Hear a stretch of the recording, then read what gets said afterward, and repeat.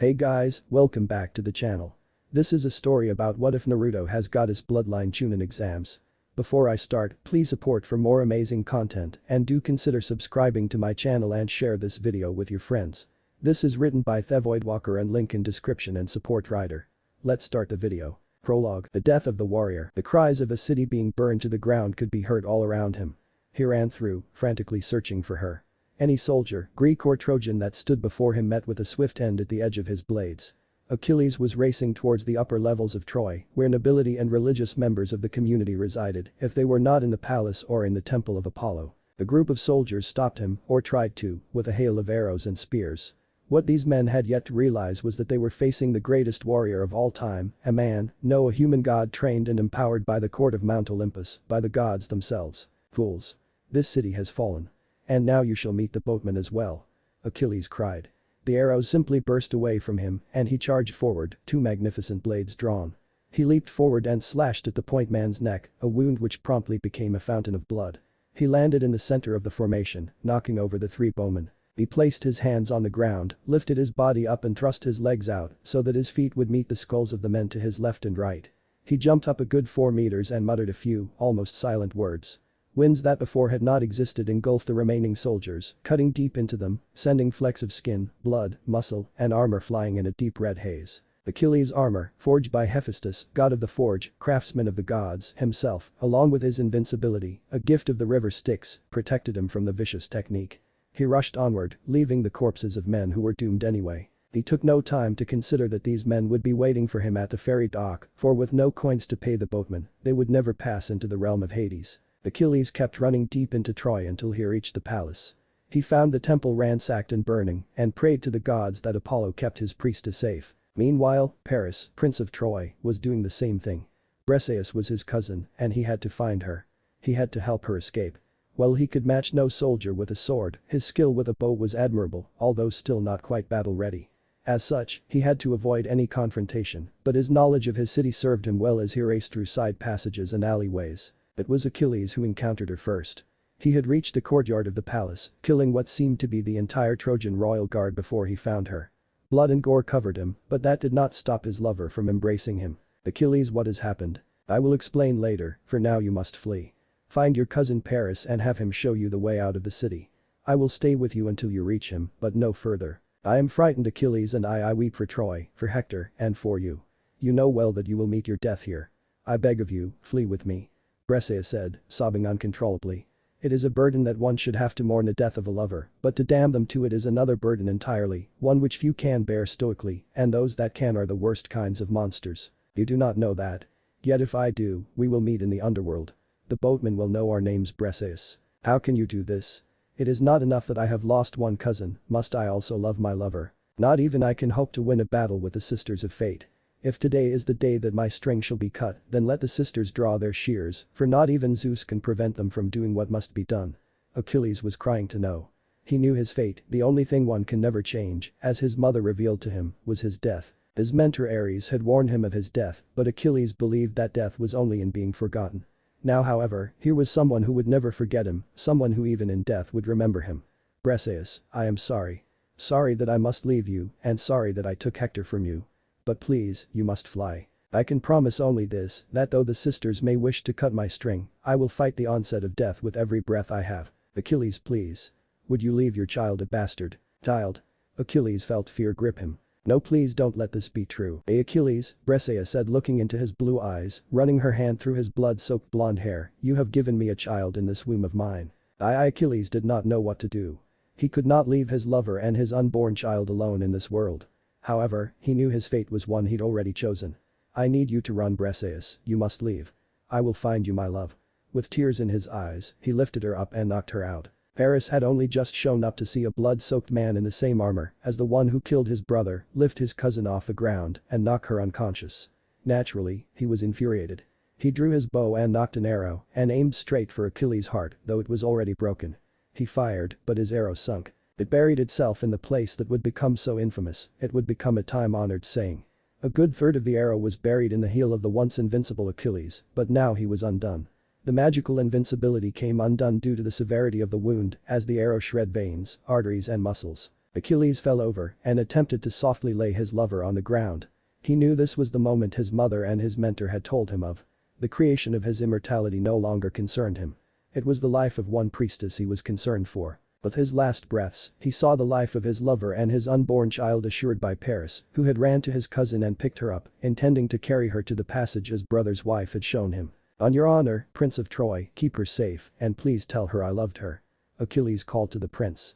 He knew Paris hated him for what he did to Hector, and he could hardly blame him, but he hoped that the young man would acknowledge the request. "What? Briseis was your— oh gods, what have I done? Please waste no breath on apologies. You're the one who killed Hector. Give me your name. I may despise you for the death of my brother, but in a way that in the events around us are my fault. I acted for love, and I will not deny another a wish based out of the same. Achilles, I have no surname to which I subscribe, but perhaps my descendants will make a worthy one. Please, bring my child to my soldiers in Greece one day. Let him visit my home and learn my techniques, my secrets, and let him know who his father was. Give him this armor and my weapons. Care for him and your cousin Prince of Troy. You have my word. I shall do as you ask," and here, Paris laid 2 coins in Achilles' palm, for the boatman. "A greater warrior this world has never known. You have my thanks." And with that, Achilles died, the tragic hero of the Trojan War. Chapter 1, Brother. Uzumaki Naruto was awoken from what he considered his most unusual dream to date. The city that was burning and the warrior he was following all seemed so real. Every fight and every noise was so real that if Naruto hadn't known better, he would have believed he was in a full-blown battle. Naruto saw the blonde-haired warrior fall as the arrow struck his heel. He wondered why that would be fatal to the warrior, but seeing as this was a dream, he accepted it. He watched and listened as he said his last words to his killer. Naruto had an odd feeling when he woke, as though he had stumbled onto some great mystery. He shrugged it aside for the time being. As he fell asleep, however, he felt the tug of his tenant. "What does it want now?" Naruto said before drifting into the recesses of his mind. Naruto walked down the damp corridor to the great cage of the almighty furball. "Hello again, Gaki. Any guesses as to why I have called you here? To try to get me to destroy Konoha like you always do. You should know by now that I don't have any interest in doing so. Well, I was planning on doing that later, but for now I have more important things to worry about. The man you saw in your dream, you should learn more about him. He did exist and what you saw were his last moments. Tomorrow, go searching for a book called the Iliad. It holds the answers you seek." And with that, the great demon curled into a ball and prepared to go to sleep. "Wait, why are you helping me? You're pure evil, why would you want to help me?" "I have my reasons, Gaki, now leave," Kyuubi said. With that rebuke, Naruto was left to dream ordinary, happy dreams of Sakura feeding him miso ramen. Next morning, Team 7 was waiting at the usual place on the bridge. Sasuke was doing his emo brood routine, and Sakura was desperately trying to get a date out of him. The third, usually energetic and happy member of their team, was not acting in his usual manner, however. Instead of bouncing around enjoying the beginning of another day, he was reading. Sasuke raised an eyebrow at this, but let it pass. He honestly didn't care what the dope did. So long as it didn't hinder him, he could care less. Sakura, on the other hand, was intrigued. She was more of a scholar than the Uchiha and could tell the book was old, extremely old. "What are you reading, Naruto?" she asked, for once genuinely intrigued at something related to Naruto. "It's called the Iliad. It's about a great warrior, his name was Achilles." Naruto responded, never taking his eyes from the page. He had arrived at the point where Achilles was about to die.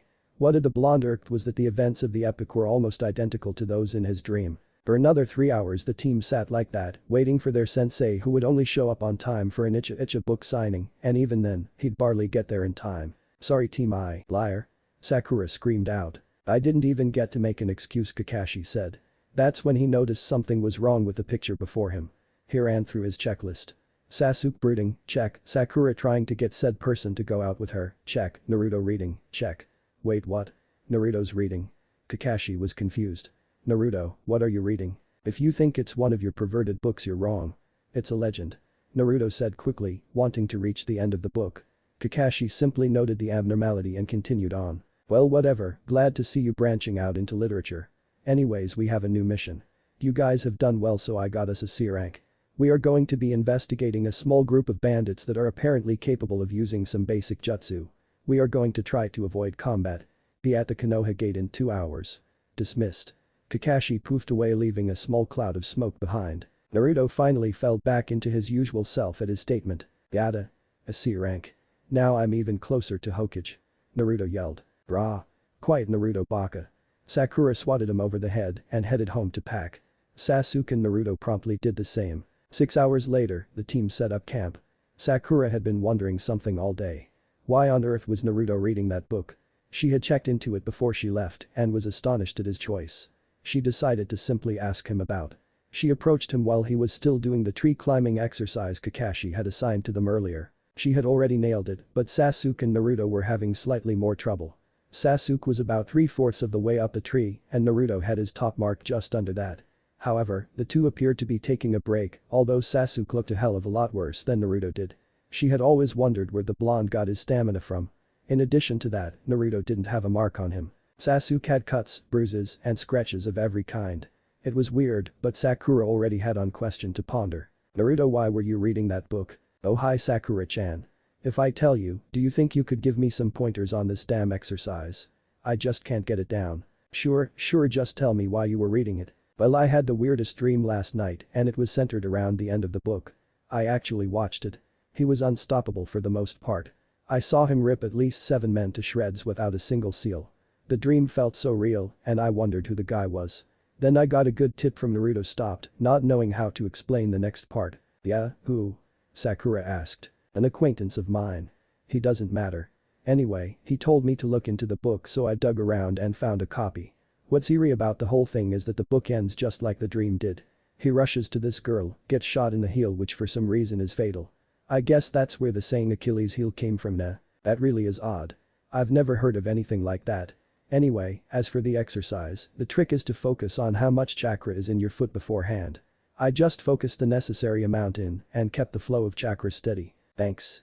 Naruto got up and tried it and managed to nearly reach the top of the tree. Sasuke instantly got up and kept going, duplicating Naruto's efforts using the information he overheard. This training would continue on for 3 days until they reached the bandit camp. 4 days later, this is Cyclops to Pinky. Report. I'm in position. Pinky to Avenger, what's your status? In position. Whiskers. Sasuke said Naruto's codename with a slight smirk. He thought it was hilarious. I hate that damn name. Yeah, I'm in position. Team 7 and their Cycloptic sensei were all well hidden, quietly observing the bandit camp. They would do this for 5 hours, then leave for Konoha to report back. It was exciting at first, but eventually it got boring as hell. The bandits didn't do much. They played cards, told jokes, and ghost stories. However, after 4.5 hours, things finally started getting interesting. One of the bandits began talking about their leader. Apparently, he was a missing nin, although the bandit did not identify his village of origin. The leader was supposed to be very strong. However, upon hearing the name, Kakashi decided it would be a damn good idea to get the hell out of there. The nin's name was Yakashuzi Kurado. His village of origin was the Rock, and although he held no allegiance to them, no nin from the Rock liked Leaf Nin. Alone, Kakashi might have been able to handle him, but his genin were a liability. He would have to protect them, which would leave him vulnerable to attack, a risk he wouldn't take. Guys, let's head home. We do not want to get caught by this guy. He's good. Well above you, and with you here it would be unwise for me to engage him. We will report his presence and let Anbu forces take him out. Kakashi whispered into his microphone. Too late copycat. Kakashi felt a kunai against his neck. I'm afraid you were a little lax. Kurado slit Kakashi's throat only to have it turn into a smoke puff. A bunshin. Damn. Meanwhile, Kakashi and his team were sprinting, hoping to get the hell away. Kakashi knew that if the bandits and Kurado found them, they were screwed. Even if Kakashi managed to win against Kurado, the bandits had some skill and would prove a problem if he had no energy left, and his beating Kurado wasn't a sure thing. He was A ranked in the bingo book and well known for a bloodline that let him control Earth to a certain degree. He could produce the results of many Doten jutsu simple by willing it. That meant the Sharingan was of limited use. Kakashi felt a minor tremor beneath his feet. Jump. Kakashi ordered. His team leapt into the air. Then the ground exploded and beneath it was Kurado, surrounded by rock stalagmites. Leaf Nin. This will be fun. I love getting vengeance for my father. Kurado smiled. Kakashi, Sakura and Sasuke all took damage although it was minor from the explosion, but Naruto had somehow managed to jump high enough to clear the range of the blast, although a few rocks hit him. Kurado wasted no time using his bloodline to call forth quicksand, which trapped Kakashi when he landed in it. Damn, we are really screwed. Kakashi thought. He analyzed the situation. He's up against an opponent who, before becoming a nuke nin, was on par with Kakashi. Now, after years of learning techniques from other nuke nin and developing his own skills, he was probably a hell of a lot stronger. Kakashi's trump card had little use since the majority of Kurado's techniques used no hand seals and needed no names. Now he was trapped because by quicksand, while his team was left to face a potentially S-rank threat, Kakashi made a note to update the bingo book if they escaped and his group of subordinates. In other words, his situation was crap. Well, all that's left are your brats, Kakashi. What shall we do? Let's start with the pink-haired one. Kurado sent a rock flying at her. While she managed to dodge to avoid a lethal hit, she was knocked unconscious by the blow. Bastard! Naruto screamed. He charged forward, only to blown back a smaller version of the earlier earth explosion. Naruto got up and performed his favorite technique, the cage bunshin. Kurado was surprised that a genin could perform a jounin-level jutsu. He took note of the 10 clones now surrounding him. 10 clones, not bad, Kurado thought. He performed one of his own jutsu, knowing Kakashi's eye was still covered. Oten. Rock typhoon. He cried. Around him, a whirlwind of rock stalagmites, mud and stones was kicked up, destroying the clones. When it cleared, Kurado was gone. What the hell was that? Naruto said, shocked that anyone could produce such a technique. Never hesitate. Kurado said from behind Naruto. How did you get behind me? Naruto asked. He was scarred. He'd never seen so much power before. Aki, this kind of speed is nothing. He was going to say more and then kill the blonde, but another voice interjected. Heitan. Housenkan no jutsu. Sasuke cried, spitting out a plume of fireballs toward Kurado in an attempt to save his teammate. Kurado simply laughed at the pathetic attempt and brought up a wall of stone around himself. As Sasuke appeared right above him, he realized his mistake of assuming that the genin's attack was just a simple strike. At this point, Kurado switched his focus onto Sasuke while Naruto moved to get Sakura to safety. Heitan. Gikyaku no jutsu. Sasuke called out his second technique. This one is good, Kurado thought as he dodged the blast. However, he noticed the fireball wasn't aimed at him. It was aimed at the quicksand pool. Is he insane? His sensei wouldn't survive that. He then noticed that Kakashi had sunk himself beneath the quicksand as the blast hit. The quicksand quickly hardened from the intense heat, and while Kakashi suffered some bad burns, he was okay. He burst out of the now dried quicksand and threw a single shuriken at the rock Nukenin. Page shuriken no jutsu. Kakashi produced a storm of shuriken from a single one. Kurado was again surprised, but he again relied on his bloodline to block them. A wall of stone blocked each of the shadow shuriken, but when Kurado found his left hip impaled by another one, he realized the trick. They're better than I thought, Kakashi. But really, I would have thought you could do better. One shuriken, oh the agony. Kurado was laughing. Check it again. Kakashi said right before the shuriken, embedded in Kurado's leg, exploded. Already noticed it. Exploding tag, not bad. Too bad you only hit the bunshin. Kurado said from behind Kakashi, kunai at the jounin's neck. I had one of my special rock bunshin ready before I engaged you. When I saw your attack, I knew it was too obvious for the genius copycat. So I switched with the clone and used my bloodline from here to make you think you were attacking the real me. With that, Kurado slashed Kakashi's neck right open, only to have it turn into a load of stones. Damn, a rock bunshin. Kurado swore and hid. Kakashi was good, but no one could have seen the bunshin that quickly, at least no one without a special ace. Goddamn Sharingan eyes. Well hidden by several invisibility and hiding genjutsu, someone was watching the whole battle. Two swords hung at his sides, his hands not far from them as he observed the combatants. From afar, he judged his target. Not bad, good bloodline on him, he relies on it way too much though. If I get him in the air, it's over. I wonder if I can save the other 4. His bandits will be here soon, and I'm guessing they are more than they appear. Well, why bother asking myself when I can get the answer, right? His eyes turned gray and he focused on Kurado.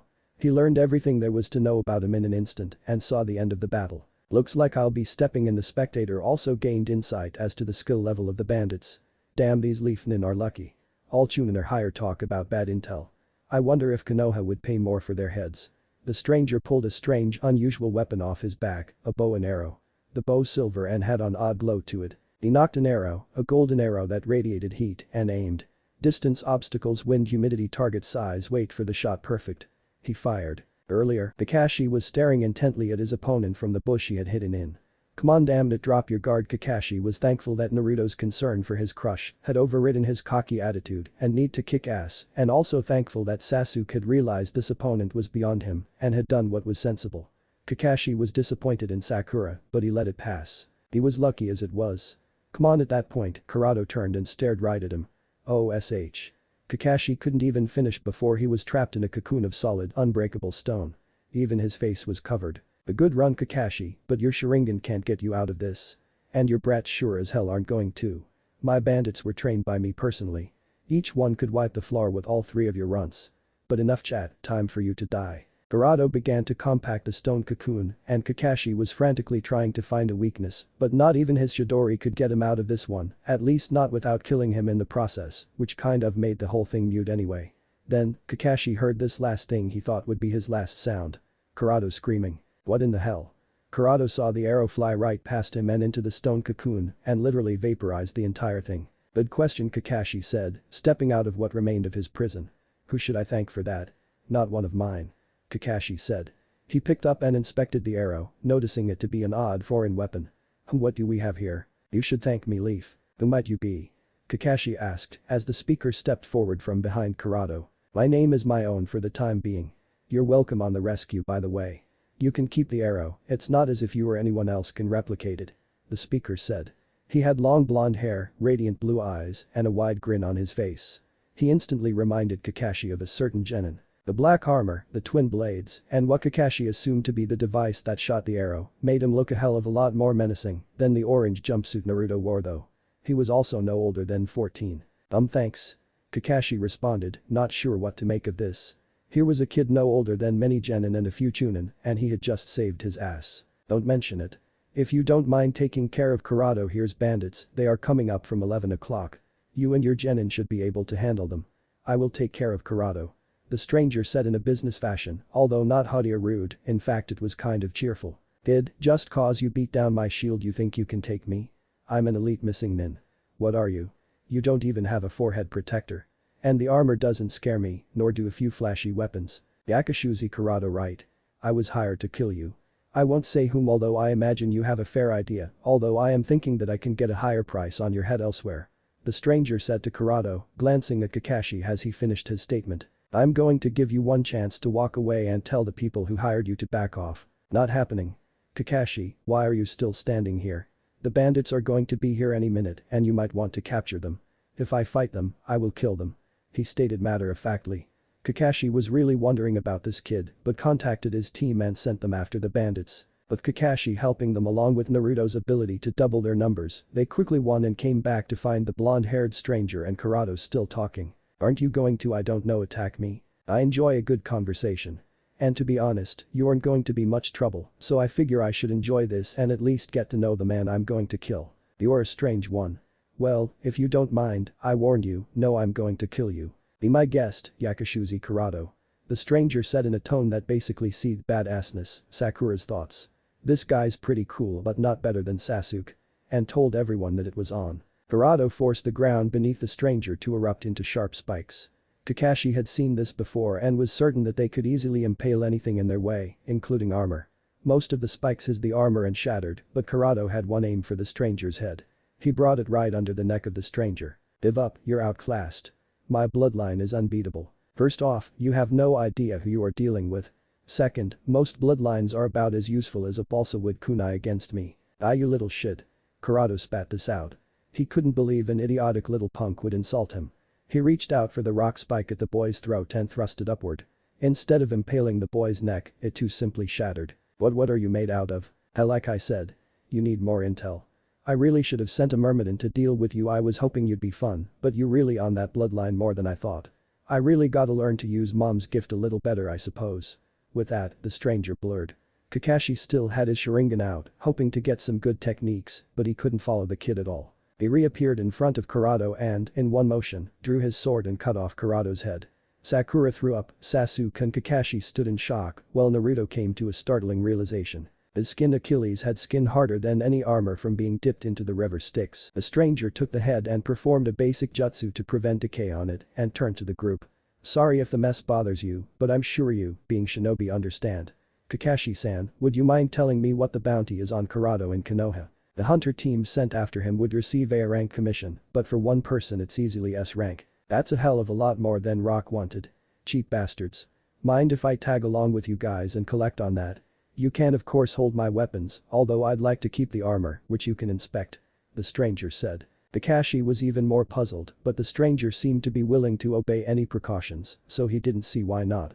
The stranger, however, had other thoughts. He had noticed Naruto's uncanny similarity to him, except the difference in hairstyle, but even that reminded him of someone he knew to be of relations. Later that night, the gang and their extra were gathered around a campfire cooking dinner.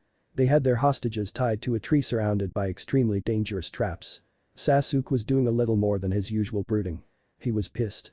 He had just watched a kid maybe a year older than him trash an opponent he would have been destroyed fighting. How did he get that strength? That's what I need to kill him that in the eyes. Sasuke got up and walked over to him. Train me or take me to someone who can. I need your power. Sasuke said. You wouldn't survive seeing my trainers, much less their regiments. The stranger responded. Do you know who I am? I am an elite you. Ichiha. I know and I don't care. Let me take a few guesses. You want to kill Itachi, right? Well, you should give up on that. The stranger said calmly. Sasuke was angry. No. What do you know? I am an avenger. I have to get stronger and I will kill my brother. Sasuke had never known that kind of rage before, but something about the way the stranger said it made it sound like he believed killing Itachi was impossible. Calm down. I met Itachi once.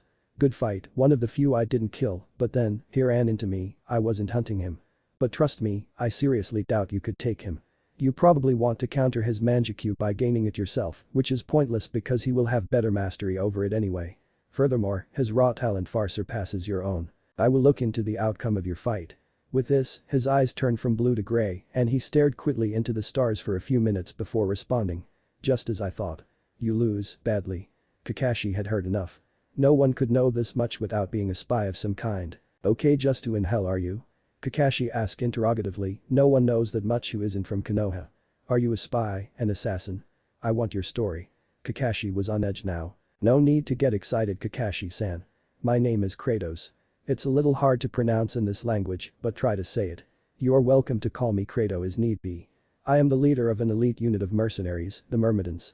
At this Naruto stood up. As in Achilles' unit. Kratos raised an eyebrow at this. How do you know that? Yes, that is who we based ourselves off of. But that tale is almost completely gone from this world. How do you know of it? This. Naruto pulled out his book and showed it to Kratos. I had an odd dream about a man I assumed to be Achilles and I got some advice from a friend. Kakashi freaked at this. He knew who Naruto was talking about and made a note to talk to Naruto about this and he told me to look for a copy. I had to dig through vaults of old books, but I found it. The dream, describe it to me. Kratos said, urgency in his voice. Naruto went on to describe it in detail. Kratos listened intently and at the end of Naruto's reiteration, he spoke. I don't believe it, mother herself couldn't see it. How I suppose it makes sense, the hair, the eyes. Kratos was rambling now, he had a look of great distress on his face. I need to test something. Come here, it won't hurt. Kakashi was hesitant, but before he could say anything Naruto was already in front of the other boy. Kratos placed his palm on Naruto's shoulder and his eyes went gray. And then a look of shock, followed by absolute joy came over his face. It's you. He shouted. Nani? Naruto shouted, freaked out by the sudden outburst from the at one point calm boy. I found you, brother. Brother. Chapter 2. Explanations. Needless to say, the team was shocked. Naruto just passed out. Sasuke looked up but didn't show much interest. I'm better than all of them anyway. He thought. Sakura was surprised and asked Naruto's usual question for him. Nani? She asked, even managing to sound like Naruto as she said it. Yeah, would you mind explaining? Kakashi asked. Kratos began to pull himself together after giving his unconscious brother a very long hug. Sorry, it's just my mother and I, we thought he was dead. I guess I can explain how it is that I am sure of our relation first off. Kratos said. His eyes went from radiant blue to a misty gray as he said this. This is a bloodline of my family.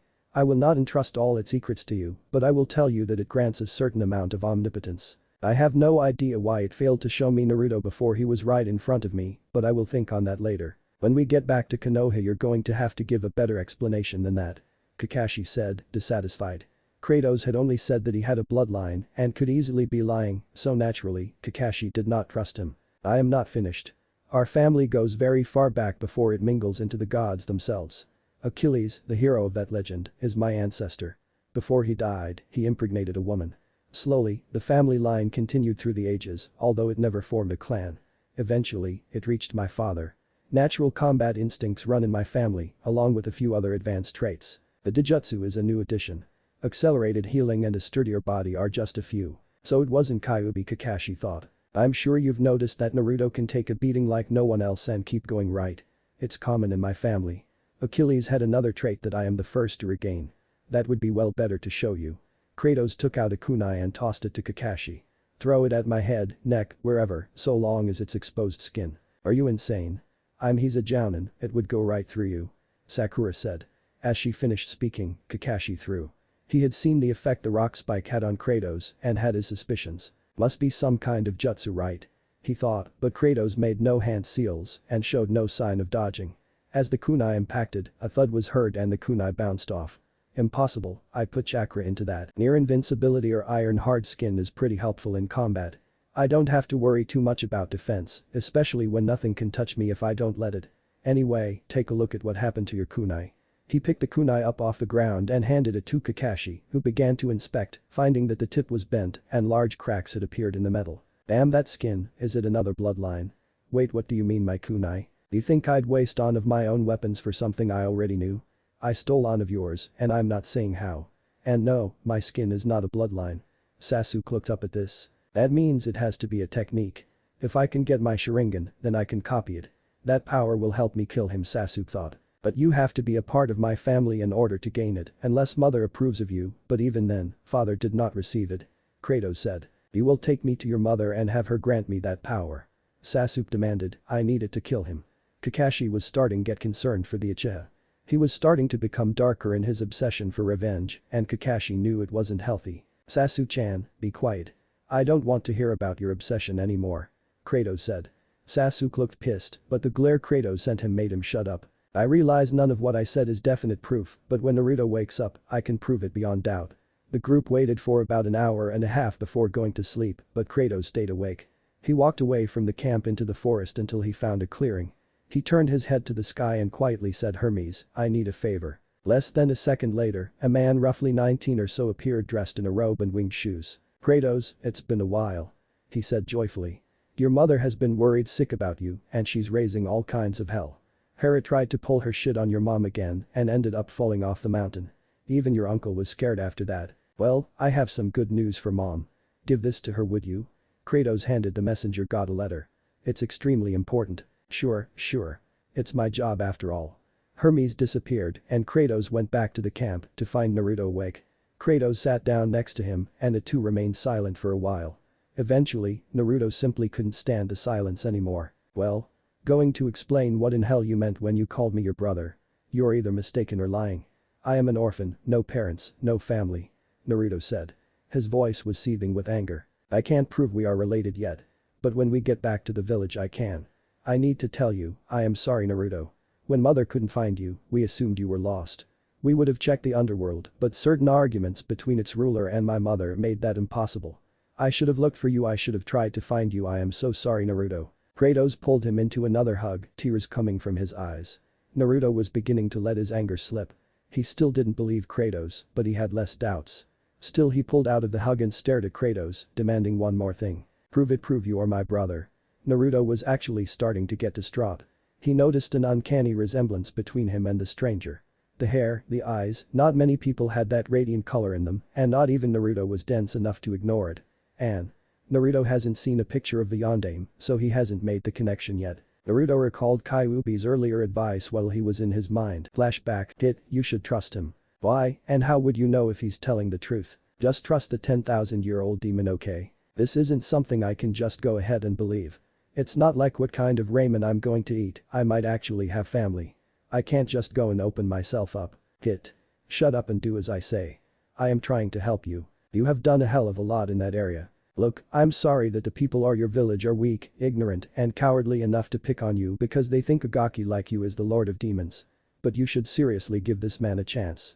He isn't a normal human, I can tell that much even from within you. But I can't take it if it's a lie. Even if it is, you can always push for some training. You saw what he did to that nin. It was quick, deadly, and perfectly executed. He is very strong, and maybe you can get him to give you some of that strength. Furthermore, why do you think you had that dream of yours? Humans get that kind of thing sometimes, it's like a forewarning of an event. That boy knew of Achilles, there has to be some connection. Pine furball.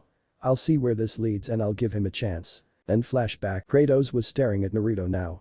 1 second, Naruto was demanding proof, and the next he was staring off into space. Naruto. Yeah, sorry, I was just thinking. Anyway, for the time being I'll believe you, seeing as you do look a hell of a lot like me, except your hair isn't all spiky.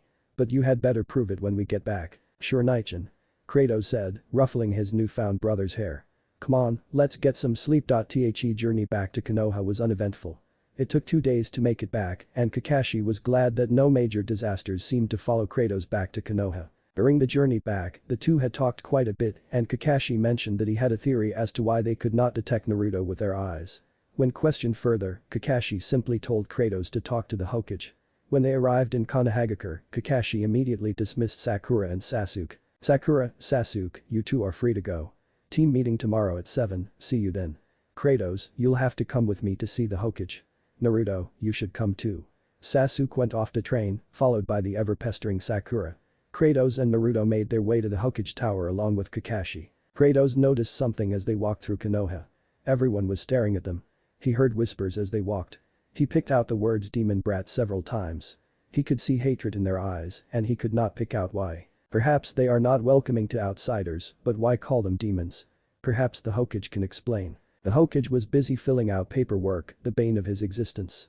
The urge to burn it all with one simple jutsu was overwhelming, but he resisted. An Anbu opened the entrance to his office, and the Hokage looked up. The Anbu could see the Hokage was irritated. "Hokage-sama, Kakashi of Team 7 is here with the kid and some other guy. Send them in." The three walked into the room, and Kakashi bowed. Naruto shouted Aji-san and hugged the venerable Hokage. Kratos simply tilted his head. "Kakashi, your report. Mission success." However, it was no C rank. The missing nin Yakushuzi Kurado was leading that group of bandits. Kurado himself was as strong, if not stronger than me.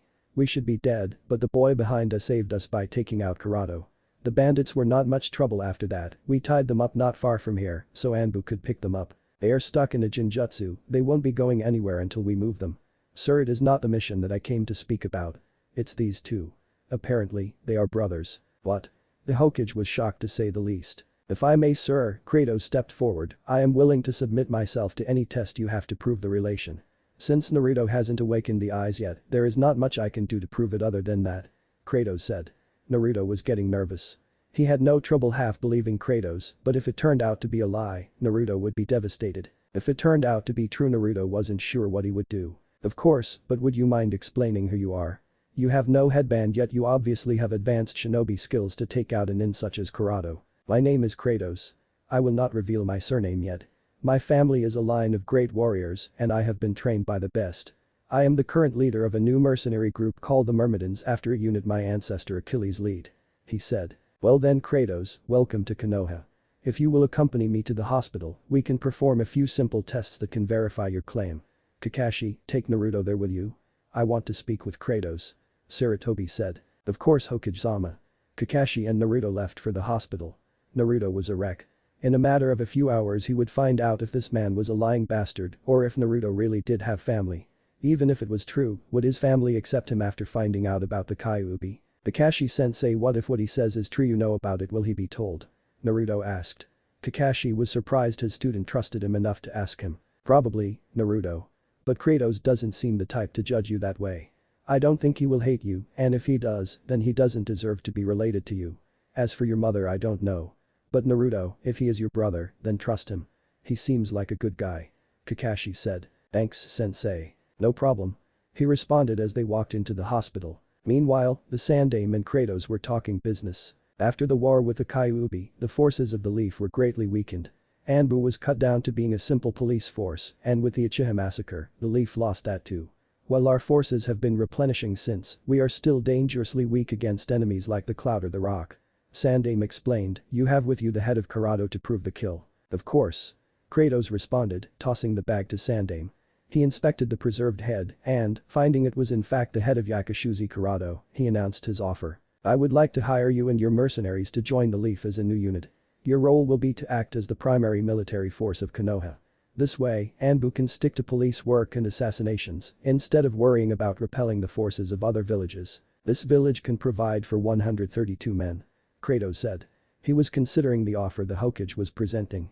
If the village could provide it, it meant steady income and a good supply of food. The background check would be a minor inconvenience, not that they would find anything on him anyway. "Yes, if they are willing to fight for it. Old man, I've got a few conditions. I don't want my men bound to anyone's orders but mine, not that they would listen. I don't give out allegiances, I forge alliances. So if you want to swear my sword to your command, forget it. If you want my sword backing you as a partner, I'm all for it," Kratos said. "We also require our own compound. I can design it and build it, I only need the space. I can agree to those terms. It will have to be finalized with the council, but they should not have a problem with this. Alright then. Since I'm going to keep the move quiet, my forces will be here within a week and a half. I'll give you all the data you need on them then. One more thing, if any of my men want reassignment, they can have it. Anyone who wants to join my unit is going to have to pass my test. Alright, agreed. I'll set up a meeting with the council and a skill assessment test so we can place your rank. In the meantime, head to the hospital. I believe you, but the tests are necessary. Sure thing. Oh Kratos, one more thing. Sandame said and tossed Kratos a hit I-8. Welcome to the Leaf. Chapter 3. Tests. Kratos arrived at the hospital shortly after finishing his business with Sandame. His new hit I-8, wrapped proudly around his forehead, drew instant attention from both Kakashi and Naruto. Kratos-san, when did you become a Leaf Nin? Kakashi asked. Just now. And not just me, my entire force. I need to send them a letter about that. Paperwork is in final seeing as the Hokage wants to arrange some test of my abilities. See, the Hokage wanted to supplement Lee's somewhat lacking forces with some high-quality warriors, which I happen to have in stock. Kratos was beaming, giving off one of his own trademark smiles. That smile made Kakashi flinch for a second, it was almost identical to Naruto's. So anyway, I figured it might be a good idea to get some permanent shelter, as well as a steady supply of money and equipment. Welcome to the Leaf then, I hope to work with you sometime. Kakashi said. Sweet. That means you're going to stay right. You can train me even more now. Naruto was ecstatic. Even if he isn't really my brother, he's a nice guy. We could definitely be good friends, but it would be way cooler if we were family. So did the docs get what they needed from you, bro? Kratos asked. Kakashi was making constant notes about the boy now. If they were going to be comrades, Kakashi wanted to know everything possible about his ally. His latest mental note was how nonchalant Kratos was. Yeah, they got what they need from me.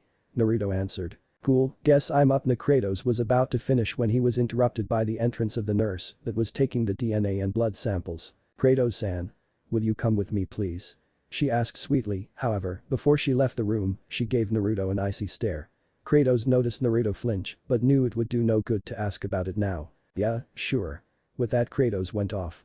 Several minutes later, he re-entered the room, where Naruto was waiting. Kakashi had left a while ago, probably helping old women cross streets while avoiding black cats. Yo bro, that nurse says we can leave. The Hokage will have the results for us in about an hour. Cool. I've been meaning to ask you. Naruto started. Yeah? Could I see those swords? Naruto asked, pointing to the golden twin swords on Kratos' belt. Ordinarily I would say yes, but these are unusable by anyone but me.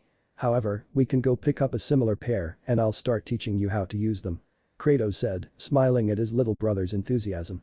Damn, I have a lot of time to make up for little bro. Kratos thought. Naruto and Kratos quickly picked up a pair of twin katanas, similar to the pair wielded by Kratos, and Naruto practiced for about an hour, learning the basic swipes. By the time the results were in, Naruto had a good feel for his blades, an important first step with any weapon. Kratos was impressed but not surprised that Naruto had an aptitude for getting the feel of weapons. When Kakashi came to inform them that the Hokage had the results, he watched for around a minute as Naruto practiced. Wow, Naruto's got some potential in that field. Kakashi thought. Guys, the Hokage has the results. Kakashi said. Naruto claimed up, he had been blocking out the nervousness he felt, but with the test result so close to being read, it was impossible for him to hide his inner turmoil. At this point, Naruto had accepted Kratos as his brother, whether or not they were blood related. However, if they were family, Kratos had a right to know about the Kyuubi. What if he hates me? Naruto thought. He won't kid. Kyuubi thought to himself. Kyuubi made a note to himself to get the Gaki to let him communicate telepathically. Kratos and Naruto made their way again to the office of the Hokage. When they arrived, Sarutobi sat behind his desk with a happy look on his face. Kratos and Naruto-kun, I have the results right here, he said, pointing to an envelope on his desk. Would you like to read them, or shall I? You please, old man. Naruto said. Kratos picked up the nervousness and put his hand on Naruto's shoulder reassuringly. Very well.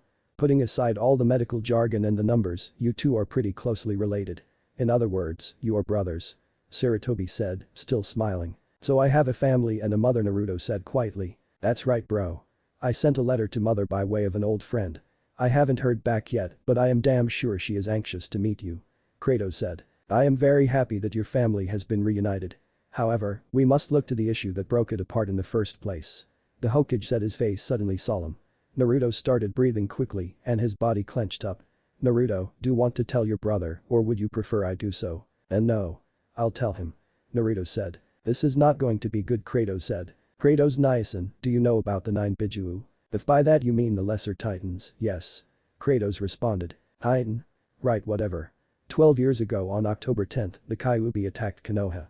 I think the old man mentioned it. Yes, he said that was the reason for your depletion of shinobi in Kunoichi. Well, no one could stop it. Then, the Yondaime used a special technique, one which called on the death god himself to seal the demon into a child. Yes, that part I am aware of. I was told the child died.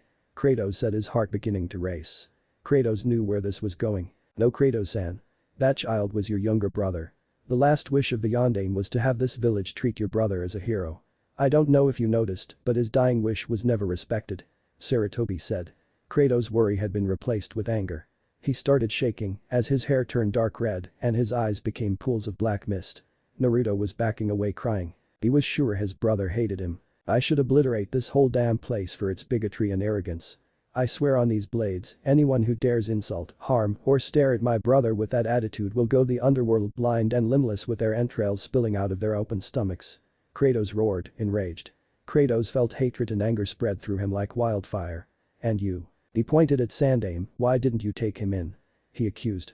Kratos noticed the Hokage and his brother were sweating and Naruto was shaking due to the massive amount of killing intent being let loose. Kratos realized what he was doing and began to calm himself. He stopped releasing killing intent and his physical appearance reverted to that of the nonchalant blonde-haired teen. I wish I could have personally taken care of your brother Kratos, but if I had done so the villagers and the damned council would have been in an uproar.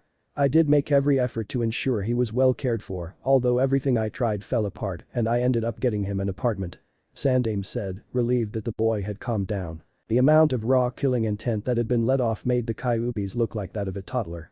Outside, the village was panicking until they felt the outbreak die down. Most were suspicious of the Kyuubi brat. Yen Ison, don't do that again, you scared the crap out of me. And the old man really did try. It's not his fault that almost everyone in the village is a major asshole. Naruto said. Yeah, sorry about the outbreak. The Kyuubi's chakra must have blocked my methods of searching for you, although I have no idea how. I need to develop the ability more, I suppose. Naruto, you have nothing to fear from me. I don't care what you contain within you. I still love you, little bro. He said, smiling. Naruto was crying as he embraced his brother. Eventually, the death grip was loosened. Nice to know you share the sentiment. Naruto, we start training after my skill assessment test. We are also going to build a new house, so you'll have to help me plan it. That is, if you are okay with living with me. Anyway, let's go grab some dinner, I'm hungry. You like ramen? Love it. Naruto said happily. Niacin, let's go to Ichiraku's. I have to tell old man Ichiraku about this. Lead the way. Kratos said, happy his brother accepted him. Kratos, and, before you leave, you should know your test is tomorrow, 2 o'clock, training field 23. Got it? Kratos said as he followed his brother out the office of the Hokage. Kratos and Naruto had a good dinner, most of which consisted of talking. Old man Ichikaru and AM were especially happy. They were happy for Naruto, and they were happy that they got to hear the whole story. Above all, however, they were happy because Kratos ate 3 times as much as his little brother. Between the two of them, they were able to pay the restaurant's bills for the next month. After dinner, Kratos and Naruto went back to his apartment, seeing as Kratos had nowhere else to sleep. Kratos changed out of his battle armor into a black t-shirt with the image of a snow owl riding on a wolf set in front of a full moon on the back of it. The front had a sword emblazoned on it, blade pointing downward, which looked similar to his katana but slightly more elaborate. Naruto wondered about the odd clothing but decided sleep took priority. The next day, Kratos woke up around 6 and went to check on his younger brother, whom he found sprawled out on his bed, snoring, muttering something about blossoms and ramen. Interesting subconscious. Kid's probably a psychological nightmare. I'll let him sleep. After all, once he starts my training he won't get much. Kratos thought, then left Naruto to his dreams. Kratos slipped into his armor and left, beginning a morning jog, which by the standards of normal people, was sprinting a marathon 400 times over. On the way, he ran into the extremely surprised Mito guy and his young protege Rock Lee. "Sensei. Who is this who possesses such flames of youth?" Lee shouted, not stopping his own jog. After all, he was only on lap 150 out of 300. He is the new Shinobi Lee. He does appear to be in the springtime of his youth. We must run even faster to match his youth. We will increase our laps to 400 and the weights as well. Konoha's elder spandex freak turned to Kratos and activated the nice guy pose. You. Kratos, right, will you join the youthfulness that is the green beasts? He asked. I'll pass. Ah. He is hip like Kakashi. Lee, we must outdo him. let us run the laps. Yosh. And if I cannot finish them, I will do 10,000 jumping jacks. And if you cannot complete that, I will deliver 700 punches to a wall of super hot steel that will have spikes on it. This exchange continued on for a while, until eventually leading to the most horrendous part of the entire scene. Sensei. Lee. A strange, inexplicable genjutsu went up and Kratos' sweat dropped. He was not only deaf, but now scarred for life, the image of a grown man and his look-alike student dressed in green spandex hugging. Never, in all his life, had he seen anything more disturbing to him. You did not see that, you did not see the Kratos thought, trying to banish the images from his mind. Kratos finished his morning jog by 9, which by his standards was slow, but he, coincidentally considering his run-in with the newly christened unmentionable ones, had increased his chakra weights by 100 pounds, so he was not too disappointed. He had managed to keep up the same pace without stopping, save for the encounter with the unmentionable ones, which he deeply regretted. He found an empty training field and, after a fraction of a second, a veritable army of clones appeared. The original Kratos drew his swords, and the battle royal began. As Kratos and his clones went at it, they were being observed.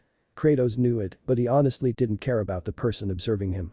Sasuke was trying to see what Kratos was capable of and to find out if any of his techniques were worth copying when he got his Sharingan. Naturally, he was shocked when just under 1,000 clones appeared out of nowhere without a single movement or word on the part of Kratos. He must be very quick with hand seals. Sasuke thought.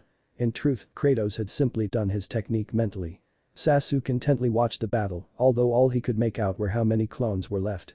He was unable to see anything in the way of Kenjutsu due to the extremely high speed with which each attack was made. However, towards the end of the battle Kratos and his clones began slowing down, reaching the cool-down point in their workout after an hour of intense combat, and Sasuke saw one get stabbed. Had it been a shadow clone like Sasuke thought, it would have burst into smoke. Instead, it simply walked backward so that the sword came out of his ribcage, which glowed gold, then healed. What in the hell was that? A clone capable of taking that kind of damage? I need to copy that when I get my Sharingan. If he just did the hand seals incredibly quick, I will be able to see them and steal his technique. I had better go train more for it. Sasuke thought, semi-awestruck by the technique. As he finished his thought, a kunai with a note on its handle which read, "Dear Gaki, hope you enjoyed the show. Just so you know, that was a warm-up so I could analyze my fighting style. And I didn't use hand seals, don't need them, so don't get your hopes about copying my moves once you get your pathetic little eyes. See you around, weakling." But significant disdain. Kratos, P.S. Ever spy on me again, I will see to it that your life and your afterlife are excruciatingly painful. Beneath the postscript, there was a little picture of a chibi Kratos with his finger running across his throat. When in hell did he write and draw that? And what does he mean no hand seals, does this mean I can't copy it? Sasuke thought. Just then, he noticed the note had something on the back. The seal for an exploding note. Shit. Sasuke thought as he was blown away. He headed back to the Uchiha compound after recovering to spend the 2 hours he had before the meeting Team 7 training. Kratos left the training ground and left to survey the field where he would be tested on. He had 4 hours to rig a few preparations. In a war, the warrior must prepare for each battle. It's 10 o'clock, that gives me plenty of time to set up some traps. I don't know what the test is, but it will be helpful to have some advanced preparations. He thought. The field was guarded to ensure it would not be interfered with, but Kratos slipped by easily. He simply ran past the guard, who did not have a prayer of being able to see the intruder. 3 hours and 50 minutes later, Kratos was extremely proud of his work. A combination of traps ranging from pranks to ones that could cause permanent paralysis and massive amounts of pain were carefully concealed throughout the field, about 60 in all. Kratos sat down in the middle of the field and began to meditate. His preparations allowed him to get an excellent understanding of the layout of the field, and he ran over every rock, every tree, every single feature that he encountered. When the Hokage arrived with a team of Anbu and Hunter Nin, in addition to the Rookie 9 and their instructors, plus Team Guy, they were not expecting to find him there. Kratos-san, how did you get past the guard? Sarutobi asked. About that, security in this village sucks. When my Myrmidons arrive, I will have some train your Anbu. He responded. The Anbu present as well as the former members present all flinched. A demon child's brother, eh? Bastard thinks he is better than us, huh? Maybe I'll kill him and take away that monster's family like he did mine. The leader of the present Anbu thought. You should stop by my office to discuss that. Anyway, your assessment will consist of 2 separate tests. The first will be an evasion test lasting 1 hour. The Anbu and Hunter Nin behind me are some of our village's best, and they will be the ones after you. If you can either incapacitate them, of which I am doubtful, or can evade them for an hour, you pass and move on to the next test. The Hokage said. Alright. You should have whoever is needed for the second test get ready. This won't take long. Kratos said, his mind already completing his evasion route. Those Anbu were in for hell. Very well. Begin. The Hokage yelled. Kratos instantly ran toward a small grove of trees. The Anbu waited about 5 minutes, wanting to give him a head start. When they started following him, it did not take long before they encountered problems. They knew exactly where he was, he had made no effort to hide. However, surrounding him were some extremely painful traps. Two Anbu were already incapacitated, and the others were trying to find a way around. The captain was getting very frustrated. Damn it. You are going to die. That demon's family is going to suffer like mine did. The captain yelled. Naruto, being close enough to hear the captain's statement, flinched, but this time not because the words hurt. This time, it was because of the sight of his brother he saw the day before. You know, the Hokage did not say anything about not killing you. You just signed your death warrant. Kratos said, rage beginning to seep into his voice. His hair again began to change, along with his eyes, although this time it was slower. Control it. Kratos thought. He stood up, allowing a severe amount of killing intent to radiate from him. The Hokage felt the wave and instantly knew what was going to happen to that foolish Anbu. It's just as well. He would have been executed for calling Naruto a demon anyway. Kratos disappeared from his spot in the center of the grotto, reappearing behind the Anbu captain, swords drawn. Damn you. The captain yelled, throwing a kick behind him. Kratos grabbed it and the captain's hip and, in one movement, ripped it off. He slashed out the man's eyes with one of his blades. This is the price of your bigotry towards the innocent. May you learn to see virtue to replace the loss of the ability to see the world. He said, walking away. The other Anbu was shaking furiously. Kratos looked at him and spoke to her. Walk away. Try to fight me as I am now and you will die. He flashed her a psychotic smile and she fainted. Kratos walked back to the Hokage, who was looking at him expectantly. You defeated the Anbu, but the hunter nins? The Hokage asked. They haven't even moved yet. Waiting for me to calm down. At least your trackers are smart. I can see why you need a new offensive unit, your Anbu performed pathetically. Well, hunters, let's continue. And with that, Kratos disappeared. Archan herself can't catch me, these guys have no chance. Kratos thought. Over a period of a half hour he led them through several routes of traps he had set up. One by one, they were knocked out. They were being picked off like flies. The Jounin instructors were scared. None of them could have done alone what this kid was doing, and they were his next test. And it wasn't an evasion test either. The Hokage decided enough was enough, he didn't want his best team unable to do their jobs. He called a challenge and conferred with the Jounin instructors and the remaining Anbu and hunters who were capable of speaking. They decided he was at least Septual Jounin, if not Cage level. Very impressive, Kratos-san. Are all of your soldiers this skilled? Kakashi asked. Most can do what I just did. That was some of the basic skills that my elites and I teach our trainees. Kratos responded. When did you set the traps? Those were extremely complicated, you couldn't have done that so quickly. Oh, can please I get a look at those swords? Tenten asked with wide eyes. Those traps were set beforehand. And you can look, but don't try to touch them. By the way Hokage-sama, in the future, give more specific orders. You gave only one rule of engagement, which happens to be my favorite. You told me to win basically. I could have easily killed the captain. By the way, he broke the law. Kratos said, first to Tenten, then to the Hokage. You have as good a philosophy for combat as any. Genma said. It works for me. Kratos said, finally showing one of his usual smiles. Apparently. Anyway, the next test is a combat skills test. You will be fighting the instructors here, they are Konoha's resident experts in their given fields. Yuuhi Kurenai, Jinjutsu Mistress of Konoha. The Hokage said, motioning to Kurenai, who stepped forward and bowed. You are quite skilled with your body, but how strong is your mind? She asked. I think I could teach you a thing or two. Advice, don't hold back and use kid stuff, it won't do anything. An honor to meet you, I look forward to seeing what you can do. Kratos said. The Hokage then pointed to Genma. Our best strategist. A similar exchange took place before the Hokage moved on. Kakashi-san you already know. He is our ninjutsu expert. Then the Hokage pointed towards the next instructor and Kratos froze up. The Hokage continued, this is Mido Guy, Taijutsu master of Konoha. I look forward to testing your flames of youth. Guy shouted and Kratos shuddered. Kratos tried to speak but could only manage to look away, not wanting to further torment himself. He had to introduce these two to his torture. He would make good use out of the two. Right anyway, I think we should test your Kenjutsu as well, seeing as you do seem to use weapons. Would one of you get Heiei-san here? The Hokage asked, pointing to the genin. Yosh. Lee answered, speeding off to go and get the ever-sick swordmaster. Shortly thereafter, the mini-green beast returned with the swordsman in tow. Thank you Lee. This is the best swordsman in Konoha, although young Tenten may take his place. The Hokage said. Now that introductions are complete, I will take your advice, Kratos, and lay out some rules. This is a 5-on-1 fight. No one can kill or permanently injure anyone. The Hokage said. Gotcha. If you guys have anything on you that will limit your ability, remove it. I intend to show you what I can really do. Kratos said. He turned off the chakra weights in his armor and at the same time glowing purple seals became visible on his body, which promptly faded. Gravity seals Kakashi, Sarutobi, and Guy said at once.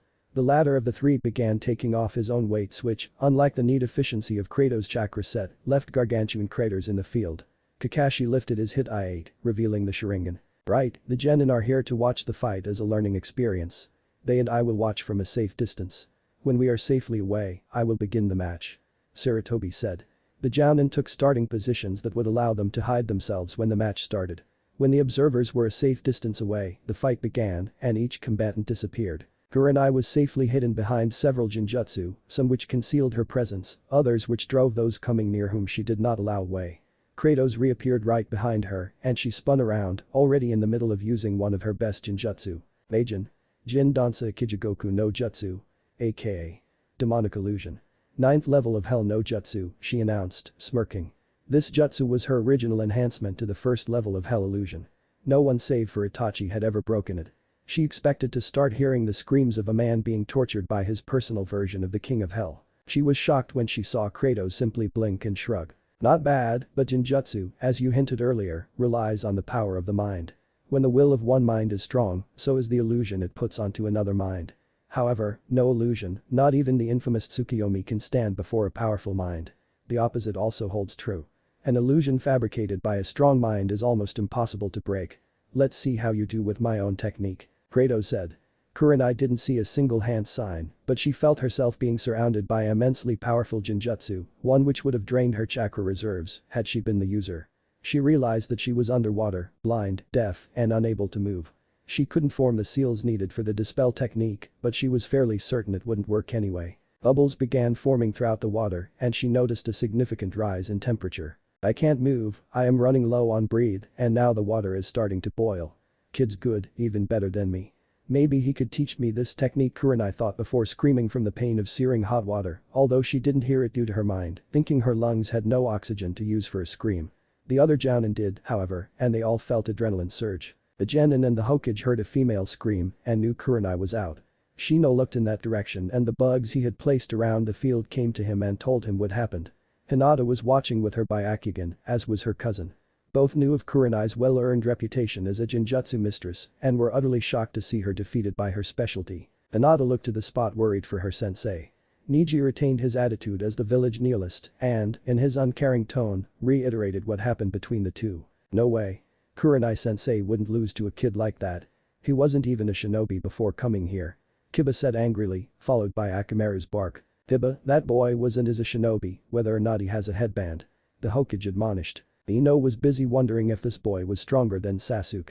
He certainly looked as good, if not better. He was a little older, but that shouldn't be a problem, right? Sakura was still dead set on the idea that Sasuke could kick this boy's ass, but she was impressed. Tenten admired any strong kunoichi and was upset that Kurenai was so easily beaten by a boy, no matter how strong. Lee was ranting about how large Kratos' fires of youth must be, while Niji was busy thinking about how fate smiled on this one. Genma was watching the exchange as well, albeit from a lot closer, and was shocked that the boy had defeated the best genjutsu user in Konoha, using the art she practiced. He was trying to find a weakness he could use in conjunction with his current team, but so far he found none. The kid is probably pretty quick, but Guy should be able to keep up. I hope. Just to be safe, Gekko will attack with him, and. That is Hate's name, right? He is one of the few I forget. Kakashi and me will set some traps up where they will fight and then stand back and wait for the right moment to jump in. He thought. Against any other opponent, this would have been a perfect strategy and Genma would have been confident, but it relied on finding a weakness in the opponent and Kratos so far hadn't shown any. He was clearly an exceptional genjutsu user and traps didn't seem to be a problem for him either. The gravity seals and weights made it clear that the kid had some real speed on his side, which meant his taijutsu had to be chunin level at least, and if he was actually good at taijutsu, it would put him at jounin level without doubt. The only real area of question was kenjutsu, but Kakashi had said the kid took off ahead with one swipe. That meant at least amateur skill, which, combined with speed, was more than enough against most ninja. Considering all this, Genma went off to warn his remaining teammates of his plan. The four Jounin set it up immediately. Kakashi and Genma set up the best traps they knew and made sure Guy and Gekko knew where they were and every way to set them off. The finalized plan was to force Kratos into one of the traps. Immediately after completion of the trap field, they ran into plenty of Kratos while setting it up. Kakashi and Genma left to hide nearby, and Kratos appeared to find Guy and Gekko already in stance, Guy in the Iron Fist stance, and Gekko with his sword drawn and chakra charged. So who set off my traps? Well, if it was one of you, good job avoiding the effects. So I have to fight both of you, huh? Alright, this should be fun. Kratos said, smiling. Gekko just coughed, but Guy had more emotional damages to Kratos' already blacked out memories from earlier. He slipped out of his fighting stance and into his nice guy pose. As his teeth sparkled, he somehow managed to speak without parting his teeth. Do not underestimate our flames of youth. They will defeat your own, for I am in the springtime of my youth. Guy yelled. Everyone heard it and shuddered except for Lee and Kratos. Lee yelled Asu. Well, Kratos pulled some earplugs out. He had come prepared for this. You say something? Kratos said. You have Kakashi's hip attitude. Damn you. Guy yelled. I can't take much more of this cough, Gekko said. I couldn't agree more. Less yelling, more fighting. Kratos said, smiling as he drew one of his swords. Kratos' eyes also started changing, though not to the rage-crazed black, but rather to the misty gray. Gekko charged forward, while Guy used his inhuman speed to get behind Kratos. In Kratos' mind, he saw the attack. Guy with a roundhouse to the head, Gekko coming from the front with sword strikes aimed at the arm. He saw himself throw up to grab the kick. Guy arrived first, opening up with a roundhouse kick aimed at Kratos' head. Even Kakashi would have been hard-pressed to duck it with the six swordsmen closing in. Kratos ducked it and shot his free hand up, grabbing Guy's leg in the air. Gekko dove in with a series of sword strokes aimed at the outstretched arm, all of which were blocked by Kratos. Holy shit, was Kakashi could say to describe the feat. He had fought Guy many times, and he knew that catching one of Guy's kicks when he wasn't wearing weights was damn near impossible. He was also good friends with Gekko and had learned a lot of his swordsmanship from him. Gekko was using one of his best blades, two-handed, and going all out with each stroke. That was enough to carve an Anbu blade into pieces, as well as whatever Anbu was holding it, and Kratos had deflected each stroke, one-handed, while holding Guy's leg. Yeah, we should get in there. Genma said. Kakashi and Genma leapt into the fray. For it once I may need to turn them off completely. Kratos sighed, then disappeared. He showed up crouched against the side of a tree behind Gekko, ready to pounce at the swordsman. He flew off the tree, drawing his other sword. Gekko brought up his sword, positioning it vertically in front of him in a defensive stance. Kratos began spinning. His spin got to the point where it consisted of a golden blur. As the whirlwind that was Kratos met with the Gekko's blade, sparks began flying and flashes began appearing on Gekko's katana. He's going to snap it. Gekko realized. The katana flew apart, shattered. Gekko went flying, hit a tree, and fell down unconscious. Kratos came out of his spin, only to meet with Guy's fist coming at him. He dodged it. Heitan. Gekyaku no Jutsu. Kakashi called, sending a gigantic fireball right towards Kratos. This time, Kratos was screwed, Kakashi was sure. With the amount of chakra put into making that fireball big and fast, there was no hope of dodging. Damn. Shield of Apollo. Kratos cried. A golden aura surrounded him, and as the fireball impacted with it, a flash of pure light erupted from him. The ground underneath him was decimated, both from Kakashi and Kratos' techniques, leaving Kratos standing in a crater. Genma was underneath him. Apparently, he was going to use Doton. Shinjutsu no Jutsu, Earth Decapitation Technique, right before Kakashi's fireball hit, but he didn't count on being blasted before he could get out of the way. "Three down. Just you two left," Kratos said, before glowing purple, his seals reappearing then promptly disappearing. Guy was suddenly knocked to the left, then up, down, and every other possible way. Hundreds of hits landed on him, and not even Kakashi Sharingan could see them. As fast as Arashi-sensei, Kakashi thought. Guy slammed into a tree, went right through it and several others, before finally coming through a halt. When Niji revealed this, Lee started crying and was going to rush off to perform several million laps on one of his fists with extra weights on, but the Hokage and his team stopped him. And then there was one. Kratos said, reappearing right behind Kakashi. The final Jounin leapt back. Deciding to not waste time, Kakashi instantly went into his stance for the Rikiri. So it's the copy nin's original technique. I will admit, even my speed would be hard-pressed to dodge it without using life gates. But I happen to know two moves that will make yours quite useless. Kratos said. What he did next shocked everyone present, save Naruto, who was too much of a moron in terms of history to know what the significance of it was. The flash of yellow light was all Kakashi saw before Kratos appeared behind him, and another flash, this time not even moving. This was instantaneous. This was the Hiraishin no Jutsu. And in his hands were two Rasengans, perfectly formed. Sensei's techniques. Kakashi thought, shocked that the boy could know either of the deadly moves that earned the Yondaime his name on the battlefield. Surprised, aren't you? Kratos said, this fight is over. You guys did good though. I can see why you are considered Konoha's elite. You would all make damn good myrmidons. When my team gets here, let me know if you want some training. Thanks for the offer, I might take you up on that. Just a question though, Guy and Gekko's attacks, they are nearly impossible to see even with my Sharingan. How did you follow them, much less react? My eyes are eyes of true sight. The Sharingan, the Byakugan, they are both basically pathetic imitations. With my eye, at its lowest level, I have the abilities of both eyes' highest forms, although they work in different ways. I don't exactly have the 3 jutsu of the Sharingan, but I have better skills than that. Anyway, my level of the Kekkai Genkai of my family doesn't just slow down my opponent's moves. I really do see them before they happen, as well as what counter I should make. Kratos said. That is incredible. Kakashi said in awe. He then started to walk back toward the Hokage till the back of his vest was grabbed by Kratos. I feel like showing off some more to my new comrades. Kratos said, smiling. Kakashi felt himself lifted into the air. He looked down, seeing the tops of trees under him. You can fly, Kakashi said, showing emotion yet again. He noticed his mask slip from the amount his jaw dropped and quickly went back to being partially astonished instead of outright flabbergasted. I love that word. The way I learned, I wouldn't be here if I couldn't. It's not really all that hard or draining, but it is a pain in the ass to learn, and when I say pain, I mean a lot. I couldn't move for 3 months at one point. Can you teach that? Kakashi asked. Sorry man, but the only human other than me who has that privilege is Naruto.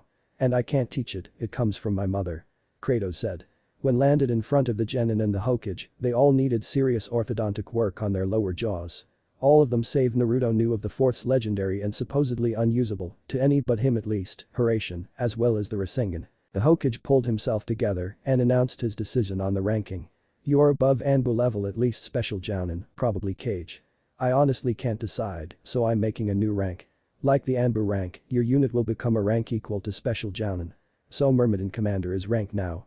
You can assign whatever rank you feel best for your men. I do have a lot of questions for you. How in hell can you fly, and how do you know the Rasengan and Hiraishin? As for flying, I worked my ass off. The Rasengan, well, I meet a lot of powerful people in my line of work. Jiraiya-sen was one. After a lot of convincing, he taught me the Rasengan. The Hiraishin was harder to come by. Kratos answered. But that technique was unusable by any but the fourth. Sakura said, showing off her historical knowledge. The fourth are his family. Kratos said. The group again was hit by another surprise. Kakashi went wide-eyed. You couldn't be, Arashi-sensei had one child and it died at birth along with the mother. Kakashi said. I was born during the war, so father sent me away with an old friend of mother's. And clearly, mother never died, that was a farce. She saw no reason to remain in Konoha without father, so she went home. Oh, that still doesn't explain how you know the Hiraishin, Kakashi said, trying to find something else to grasp his mind around than the fact that he had a godson again. I am the son of the Yondaime, Naruto said, shocked. This is going to be very annoying to explain, Kratos said. He was going to begin, but an owl landed on the branch of a tree behind him and, once again to the astonishment of everyone present, save Kratos, spoke. Then allow me to do so, Kratos. I think I might explain it somewhat better. The owl said, transforming into a woman with the same misty gray eyes Kratos had during his fight. She wore an elaborate kimono with an owl on the back with gray feathers and eyes and a spear grasped in its talons. By the way, your lover, she misses you, so she will be coming soon. The woman said. Mother? Kratos said, smiling. He jumped to the woman and gave her a hug. Archan is coming. Sweet. I've been meaning to show her the bow I invented. Her brother and her will love it. Mother? She can't be older than 20. Each female present thought. I appreciate that you think me so young, but I am far older than you believe. I stopped counting after 453. She said calmly. What? Each one yelled, the woman wondering how she knew what they thought. Naruto, may I present our mother, Pallas Athene, goddess of wisdom and war, daughter of Zeus. Kratos said. The woman before them warped next Naruto and hugged him. Chapter 4. Mothers, Lovers, and Sadists. Athena held her death grip on Naruto for several minutes before letting go, crying. For a goddess, especially one associated with war, crying was not a common event. She looked at the boy, noticing the connection to her lover. He looks like you, Arashi. Both of them rival that pretty boy as you called him, and they could wipe the floor with his arrogant ass. She compassed herself as quickly as she could, trying to maintain a somewhat regal appearance, noticing that the ninja present did not look particularly impressed. "The goddess you say incredible, it is an honor, Athene, was it?" "Yes. You can call me Athena though, formality isn't needed amongst familiars. I believe you are familiar me better in another form however," she said, before changing into a slightly shorter woman in an Anbu uniform with straight deep brown hair, which was essentially the same as what she had shown previously. The Hokage went wide-eyed along with several other jounin who had known the woman. "So it's true you are Sensei's wife," Kakashi started. "Naomi-sen, I thought you were dead." Kakashi said. "We all did. Why did you leave?" the Sandaime asked. "I didn't have a reason to be here without Arashi. Besides, the only chance I had to stay with my husband was to return to my position as a goddess. Arashi was going to die if he called up Hades, he knew it, as did I. After my son died, I attempted to find him, first in the realm of the living utilizing my eyes, but the Kyuubi must have shrouded him. Apparently, I can't see that which has two life forces. So without any reason to remain, I left to find my other son, Kratos," Athena explained. "But why didn't you stop the Kyuubi? And didn't you know of Arashi's plan to seal the Kyuubi? I assume he would have told his wife." Sandaime asked. "I can't defeat Kyuubi in the mortal realm. Kyuubi is not a demon, he is a lesser titan, a child of the most fearsome beings to ever walk this earth. The original titans were all sealed away because like gods they cannot be killed. A titan of any level possesses monstrous power. My counterpart, Ares, could defeat one, since he is a god of war as well, however, his main field is combat, as well I'll not get into that. I focus on ideologies of war, as well as strategy. My power is more than a match for a human, but a titan would eliminate me. I could have easily called up Hades, or the Shinigami as you call him, except me and him were never on the best of terms. Hades is not omnipotent save for matters of death, so he had no knowledge of my union with Arashi, so Arashi was able to cut a deal with him in the form of the Shiki Fuijin. You know the story from there. As for why I didn't know that Arashi had done this is simple. I respect him too much to pry into his secrets. When Naruto was born, the nurse took him away quickly, saying that something was wrong. She came back later, saying that Naruto had died due to an irregularity. I detected no lie, and I couldn't see him. I suppose she must have given him to a superior, who in turn lied to her before giving Naruto to Arashi. I suppose that explains everything. I take it you aren't here to join the Leaf again?" Kakashi asked.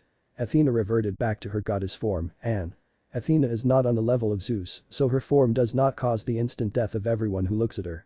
Before answering, "No, you have two people who are far more powerful than me. I came so that I might talk with my other son, Naruto," Athena said. Everyone headed home after an extremely long day. Naruto was going to head towards his apartment, but Athena stopped him, saying that she thought it more fitting that he live in the house of his father. Upon arriving at the Kazama household, Naruto was awestruck. It was surrounded by a forest and had a large lake behind it. The compound was easily 50 acres, probably more. It made the Hyuga mansion look like a compost pile. None but those whom the Kazama allow may enter here. Your father didn't care for the size much, seeing as he was the last until you two came along. But I think it right that you should have it. Kratos, I think you will find the nearby clearing to be suitable for your forces.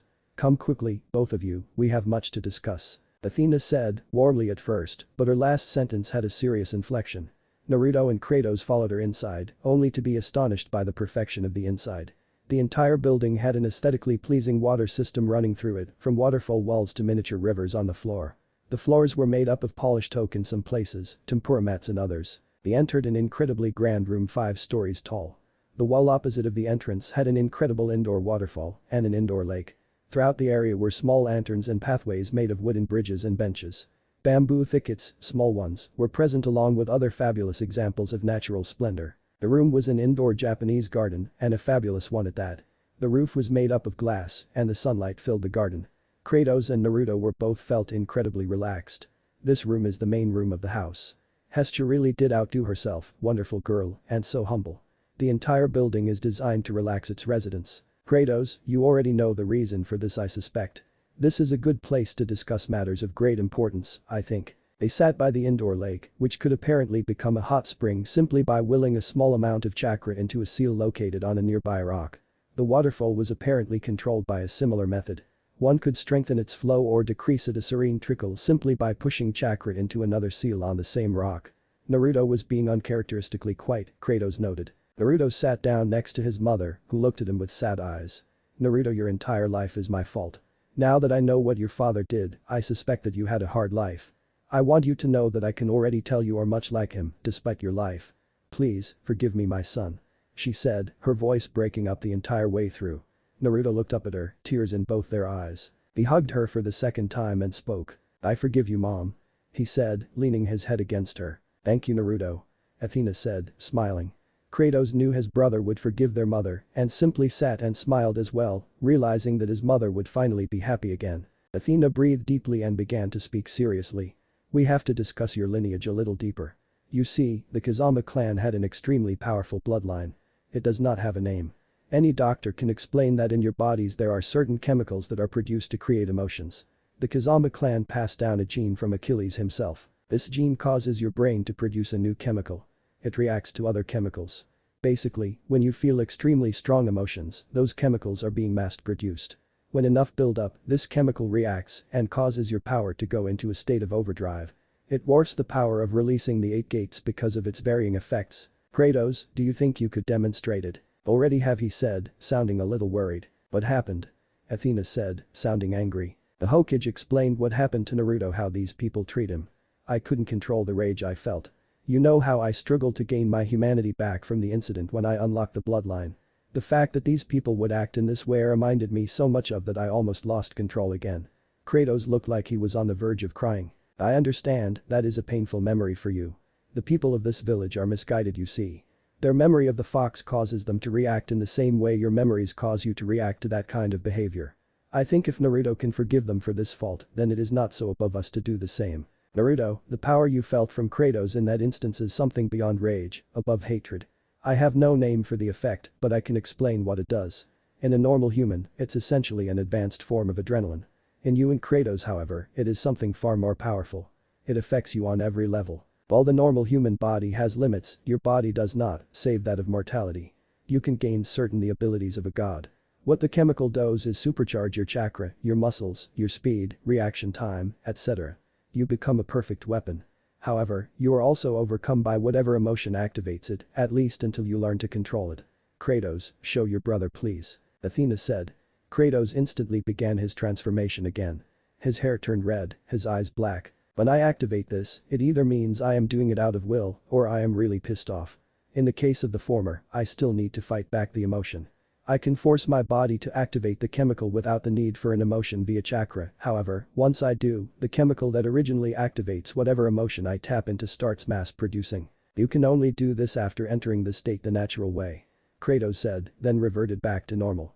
Naruto was paying attention, and while he did not understand the technical elements of it, he got the gist. Okay, so if I get really tweaked, I go psycho and become superhuman cause I'm a demigod. If I do this once, I can use chakra to do it in a controlled way. That it? Naruto said, eager to try and get this bloodline working. For that skill, yes. You also have another bloodline, one that we can unlock right now. Athena said.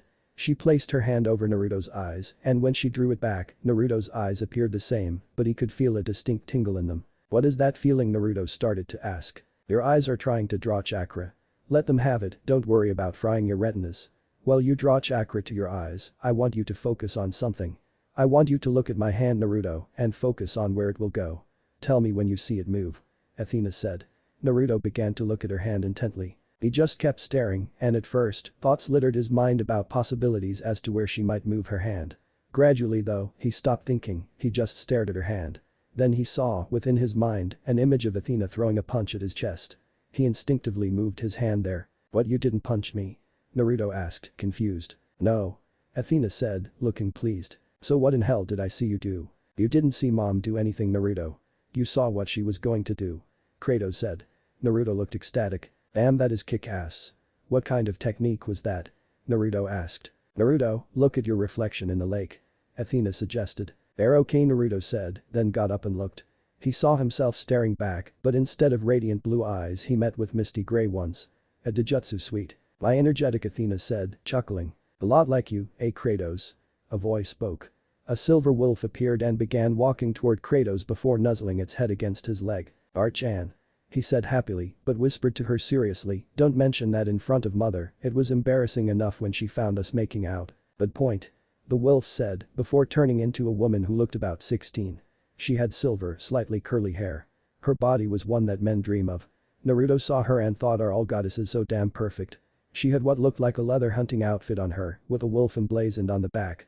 She had a silver bow strung on her back. She also had a somewhat ethereal glow to her, as though moonlight radiated from her. She looked towards Naruto and took quick note of his stare. "What are you staring at?" she asked sweetly. Naruto started sweating, trying to come up with a halfway decent excuse other than saying he was staring at her body. In his experience, complimenting women on their bodies equated to beatings. "With that glow, what exactly is it?" Naruto asked. "Kratos, you didn't tell your brother about me?" "I'm hurt," the girl said, faking a hurt look. "Kid, I'm called Artemis, goddess of the moon and of the hunt," she said ecstatically. "Artemis, good to see you out of your grotto. I was afraid you would castrate Hermes for entering to give you my message. How is your brother?" "Good. By the way, Kratos, I spoke with him about us," Artemis said. Kratos paled at this, recalling what happened to the last person Artemis showed affection toward. He took it rather well. "He's not going to kill you.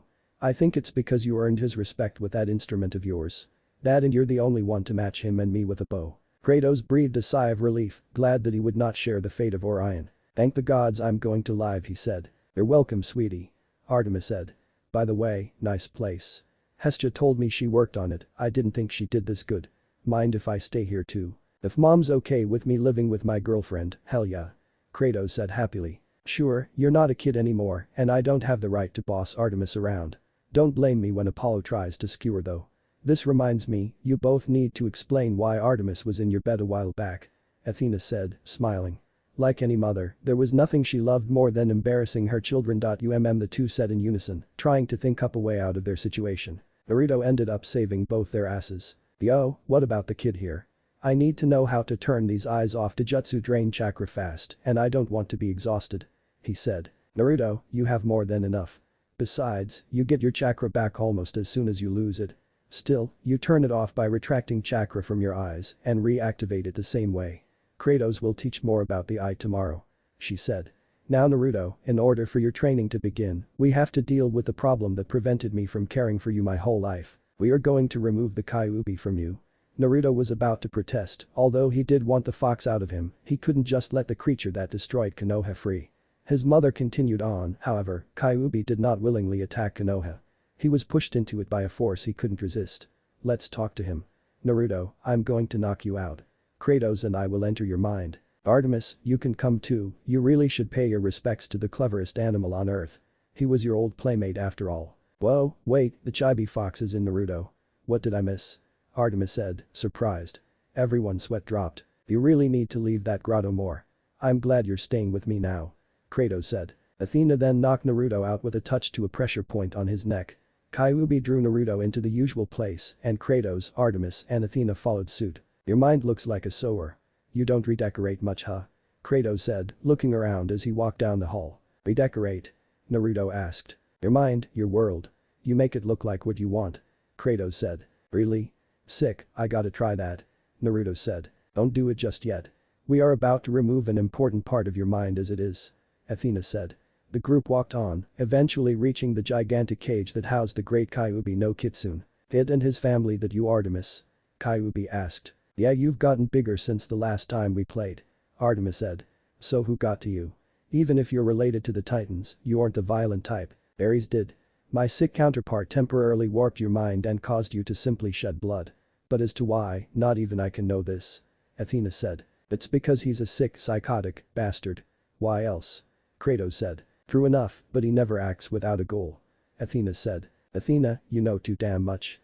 Yeah, Ares managed to mess with my mind and I went berserk. Something told me to rip this village to shreds, so off I went. When I got separated from my body, whatever Ares did went away." "Is that why you helped me furball?" Naruto said. Artemis started laughing her head off. "Don't call me that, damn it. And no, it isn't. When I saw you dreaming about Achilles, that's when I decided to stop tormenting you. Because Achilles, I owe him. He was the one who raised me and the one who stopped the gods from sealing me with the others when they found out I was a titan. Most of us are bloodthirsty savages, like that damn Tanuki. He saved me from becoming like that and from the gods' instant urge to seal me. I guess I kind of look at him like a father. If you're related to him, my debt to him carries over to you," Kyuubi said. "Yeah, that was way back. You were so cute. I really didn't get why Hades wanted you sealed away in that hell pit. Then again, that cranky spook wants anything that doesn't die behind his bars and under his control, like the Fate sisters," Artemis chirped. Kyuubi, we are going to release you. However, to prevent Ares from repeating his sins, we are giving you a much smaller body. You see, Naruto's bloodline is actually being hindered by you inadvertently. No offense to your power, but his ability makes leeching off of a titan look like a joke. Freedom woo. I don't suppose apologizing to the village would help much, but if I can I will. Kyuubi said. Not to worry Fox. I think I have a plan. Risky though. Kratos said. I'll explain later. Okay. You two, Kid and Naruto, I am indebted to you, so I am going to give you a contract for my species. Lesser titans double as animal gods you could say, so naturally we hold the contracts for them. I'll teach some damn cool techniques. Now let me out of here. Kyuubi roared. Athena walked over to the seal on the cage and placed both of her hands on it. She began to concentrate and the seal started to dissolve, reappearing on her. Kratos looked on in amazement, along with Artemis. What Athena was doing was extremely risky. Straight out removing the Kyuubi from Naruto would kill him, so she seemed to be using her body as a medium for the transfer, seeing as it wouldn't kill her. This could potentially leave her unable to move for weeks, seeing as absorbing the massive amount of chakra would put an immense strain on even her body. The cage opened and the Kyuubi's form mixed with Naruto's mental image of Athena. Done. She said, before the group left Naruto's mind. When they reawoke back in the real world, Athena went into her own mind and simply edited the seal, then placed it on the Kyuubi. A large fox that could easily carry 3 people appeared. It had auburn red fur and 9 tails. Yes. I'm free. Finally. Meh, I'm smaller, but I can live with this. Kyuubi said. Training starts tomorrow, if that's alright with you Kratos. Athena said. Sure, who's making coffee tomorrow morning? Kratos asked. Artemis and Athena sweat dropped. I'll make it freaking addict. Artemis said with a sigh. Okay then. Naruto, 0800 hours, boot camp starts. Kratos said with a psychotic grin. Cool. Naruto said before falling asleep in his mother's lap. Little bro's not a night person. I'll be on the roof if you need me. Kratos said. Athena sighed at this, knowing that's where he always went. She gave Artemis a map of the house and told her which room she and Kratos had before going to her own. On the roof of the Kazama household, Kratos was staring at the stars, mapping out the visible constellations. What happens if I lose control again? I won't go back to being his monster. I can't. What would all of you do? He said, asking the various habitants of the stars. He looked to Ursa Major, then Minor, to each of the astrological signs that adorned the clear sky. Artemis hopped onto the roof, looking at the boy. You still are afraid, aren't you? She said. Yeah, I almost lost myself again. When I heard about how sick these people treated my brother, if anyone would do something like that to a mere child, they are less human than the demon they hate. All it takes is a few wrong words and I go psycho. I already have to deal with the first time it happened. My humanity has enough scars on it. Kratos said. What did your mother say? I'm sure you told her about the nightmares. Artemis asked. She told me that the past is done with and the stars will show you your future. Look to them and find peace. You already found your humanity again, all you need is to forgive yourself, but how can I do that when all those souls, they must all hate me. And when I go down, I'll have to face them, all of them. My name, it means power, but I have no idea what I am supposed to do with it. Every time I keep remembering him, laughing at me. You know, I remember how Apollo felt after Orion and Scorpio. He would stare at them every night, a lot like you do. He was worried I would never forgive him and I wasn't going to.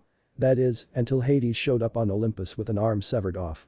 Orion wanted to give me a message, he wanted me to forgive my brother. I think in death most souls lose the need for anger and hatred. I'm sure a fair few will still hold a vendetta, but those are the ones that deserve death. Artemis said. After that, they both just stared at the moon. It was a full moon, and like so many autumn moons, it looked so much larger than any other time of year. Nice work on that one. Kratos said. Come on, let's go to sleep. Yeah, Artemis replied. Most of the residents of the Kazama household had peaceful dreams.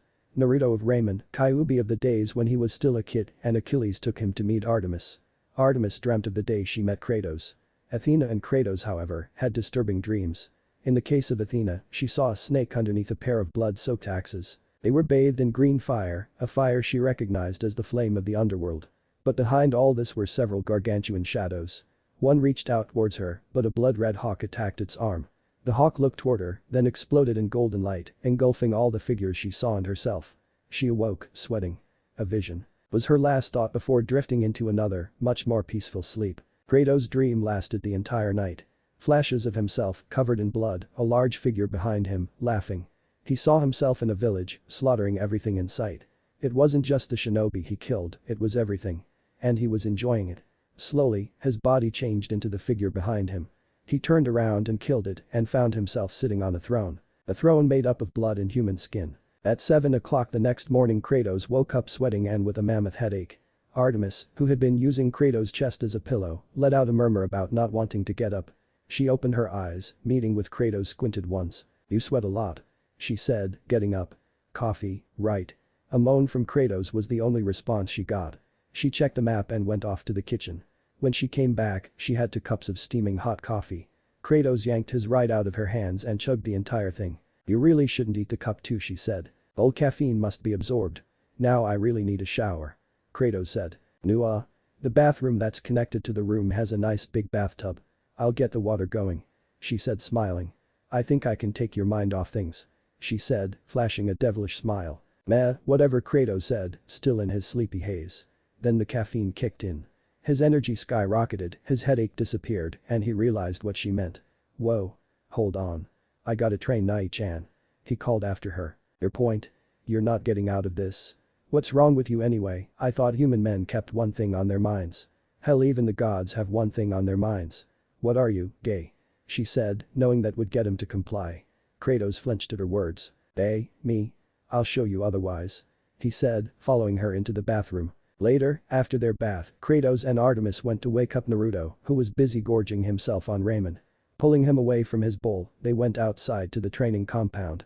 Artemis went to go and get some supplies out of the equipment room. "Okay little bro, training starts now. Your schedule is on this scroll. I already had it approved by the Hokage, Kakashi knows about it. You are really going to need this for what he has in store for you and your team. Damn, I wish I could tell you," Kratos said. Naruto opened up the scroll, read it, and went wide-eyed. The scroll read as follows. Schedule: 8 o'clock 9 o'clock laps around Konoha. 9 o'clock 12 o'clock chakra control. 12 o'clock 2 o'clock strategy. 2 o'clock 2:30 lunch. 2:30 6 o'clock Taijutsu. 6 o'clock 6:30 dinner. 6:30 8 o'clock ninjutsu. 8 o'clock 10 o'clock weapons. 10 o'clock 11 o'clock bloodline training. 11 o'clock 12 o'clock further education, history, theory, physics, etc. 12 o'clock 1 o'clock traps. "Are you insane?" Naruto said. This was the most intense schedule he had ever seen. "Hell man, if you think the schedule is rough, you should see the techniques. But my training methods will give you my level of skill in under a decade. Hell, when we get you to Olympus it will take no time at all. Same Jiraiya ain't here. He'd be helpful. Ah well. Just so you know, every exercise I give you will be completed. I don't care if you need to stay up all night to finish the training. I have 3 weeks to get you ready and in that time, you are going to become damn powerful," Kratos said. "Now, I know you have a meeting at 12 o'clock, but Kakashi ain't getting there till 2 anyway, right? My intel on him says he's chronically late. So you'll have lunch around then," Kratos said, as Artemis walked over, struggling with an extremely heavy box. "Here, got the stuff," she said, handing the box to Kratos, who held it with one hand. He set it down, opened it up, and took out 2 black ankle bands and 2 matching wrist bands. He put some of his chakra into them, then put them on Naruto. Naruto promptly collapsed. What are these things?" he said, struggling to get up. "Chakra weights. Based on how much chakra is in them, the weight goes up. Those are special though. They will draw on your chakra as your body adjusts, making the weight gradually increase. Right now they are at about 150 each," Kratos said, as Naruto finally got up. "I'll also put gravity seals on you. The weights you can take off during fights only, but the gravity seals never come off unless I or Kakashi tell you to, understood?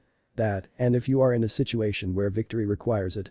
Now lie down and take off your shirt," Kratos continued. Naruto did as he was told and Kratos took out a senbon needle, which he pricked himself with. He started drawing seals all over Naruto's back, arms, and chest. This should have taken hours, but Kratos disengaged his own seals and weights, allowing him to move extremely fast, completing the complex seals in about half an hour. He pushed chakra into them and the seals started to spread, covering Naruto everywhere that Kratos didn't draw seals. "Whoa, so how do you turn these things on?" Naruto said. Kratos showed Naruto the activation seal and Naruto copied it and activated his seals, once again falling to the floor. "More weight, I'm being crushed to death," Naruto said. "No, you're not. Get up. All it did was multiply the effect of gravity on you. As you adjust to the effect, the gravity on you will increase. Right now, you are at a factor of x2 gravity," Kratos said. Naruto struggled but finally got up, out of breath from the combination of weights and gravity. "So what are you at?" Naruto asked, gasping between words. "X50. Kratos said, while Naruto's jaw dropped. "Not that it matters. I want 100 laps around Konoha. Artemis, sick a wolf on him to make sure he runs the whole way. Wait, what? Naruto said. Let's see, oh he's a fast one. Lotho. Artemis called. A gray wolf materialized next to her. On my command. If you catch him, don't kill him. The wolf growled its agreement. Start running kid. Lotho, tear him a new asshole. She said with a grin.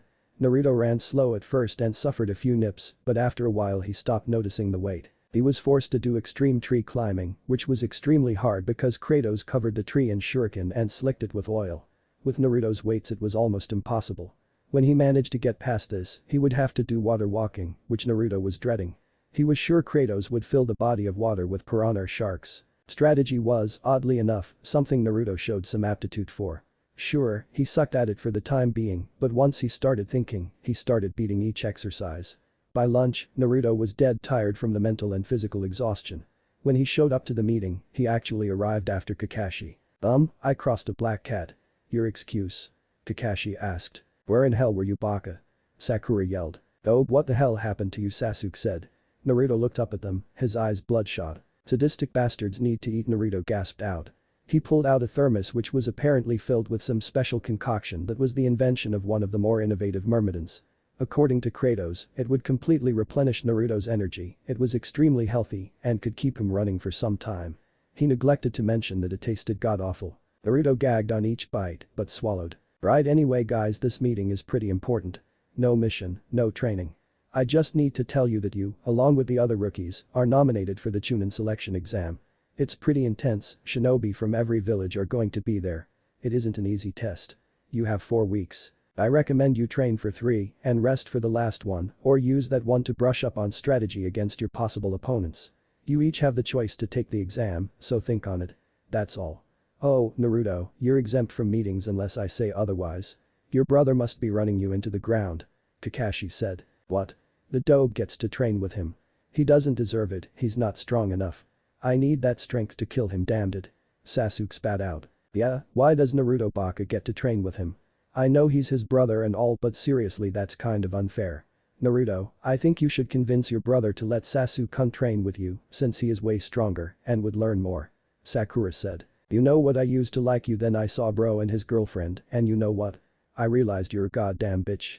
Go screw yourself and your precious Sasuke while you're at it, if he isn't gay that is. Naruto said. He was tired, run ragged, and eating the most disgusting thing ever made by man. Simply put, he was not a person to mess with. That's a little harsh. Sasuke, you're with me. I'll train you. Naruto, you have about 10 minutes to finish eating. I suggest you make use of that time. Kakashi said. Meanwhile, outside of Konoha, a large group of cloaked figures moved through the neighboring forest. Each one moved quietly, without making a sound, and leaving no traces that they were ever there. They were like ghosts, haunting the trees. It seemed as though they didn't breathe. Even a Jounin could have stood right next to them and would never know they were there. Naruto made his way back to his torturous brother. His brother tossed a scroll at him and told him to start reading. It had to do with the family Taijutsu. It rivaled the heavenly fist of the Hyuga clan. From Naruto could tell, it made use of the all-seeing eye to predict one's opponent's moves and strike at the weakness created during their movements. Its hits were full-force blows to any area, vital organs, muscles, and point. It actually combined several styles and allowed for an incredible amount of adaptations. What truly made it deadly was that at each hit, not only did you enforce your muscles and bones with chakra, you created a multi-needle stab of chakra into the body. It could be as precise as the heavenly fist or simply blow holes through them. Kratos demonstrated once by sealing a few tenketsu on Naruto and then displayed what a less imprecise strike could do. The end result was a rock blasted to pieces. Naruto began learning how to use his bloodline to see into a person's body and to better read their movements. He was a quick study in that area and improved greatly in a short time. His earlier exercise in chakra control had already granted him a significant boost in control, so he was able to master the basics of blasting chakra out of one's hands and fortifying body parts with it. Any other person would have required perfect control, but in Naruto's case, demigod attributes made his system larger and capable of handling imprecision to a certain degree, since his body automatically utilized some wasted chakra. Then they spared and Naruto got his ass kicked. He was slower, less proficient with the style, and lacked the same experience. Dinner was actually pleasant. Naruto was awarded ramen with his nice work, which contained extract from the goop that was served for lunch. Surprisingly, it worked well with miso ramen, so Naruto ate 8 times as much. Kratos had the same, minus the energy additive. Instead of that, he had a cup of coffee, which had several shots of espresso in it. Actually it was more like a jug of it, but no need to be technical. As the two ate, Kratos began to tell Naruto what his major flaws were. Well, you definitely need to work on your control. Your speed is automatically being amped up. You seem to pick up the style's movement well enough and you adapt and improvise excellently. And you can already take one hell of a beating, I can't wait to see what you can take and dish by the exam.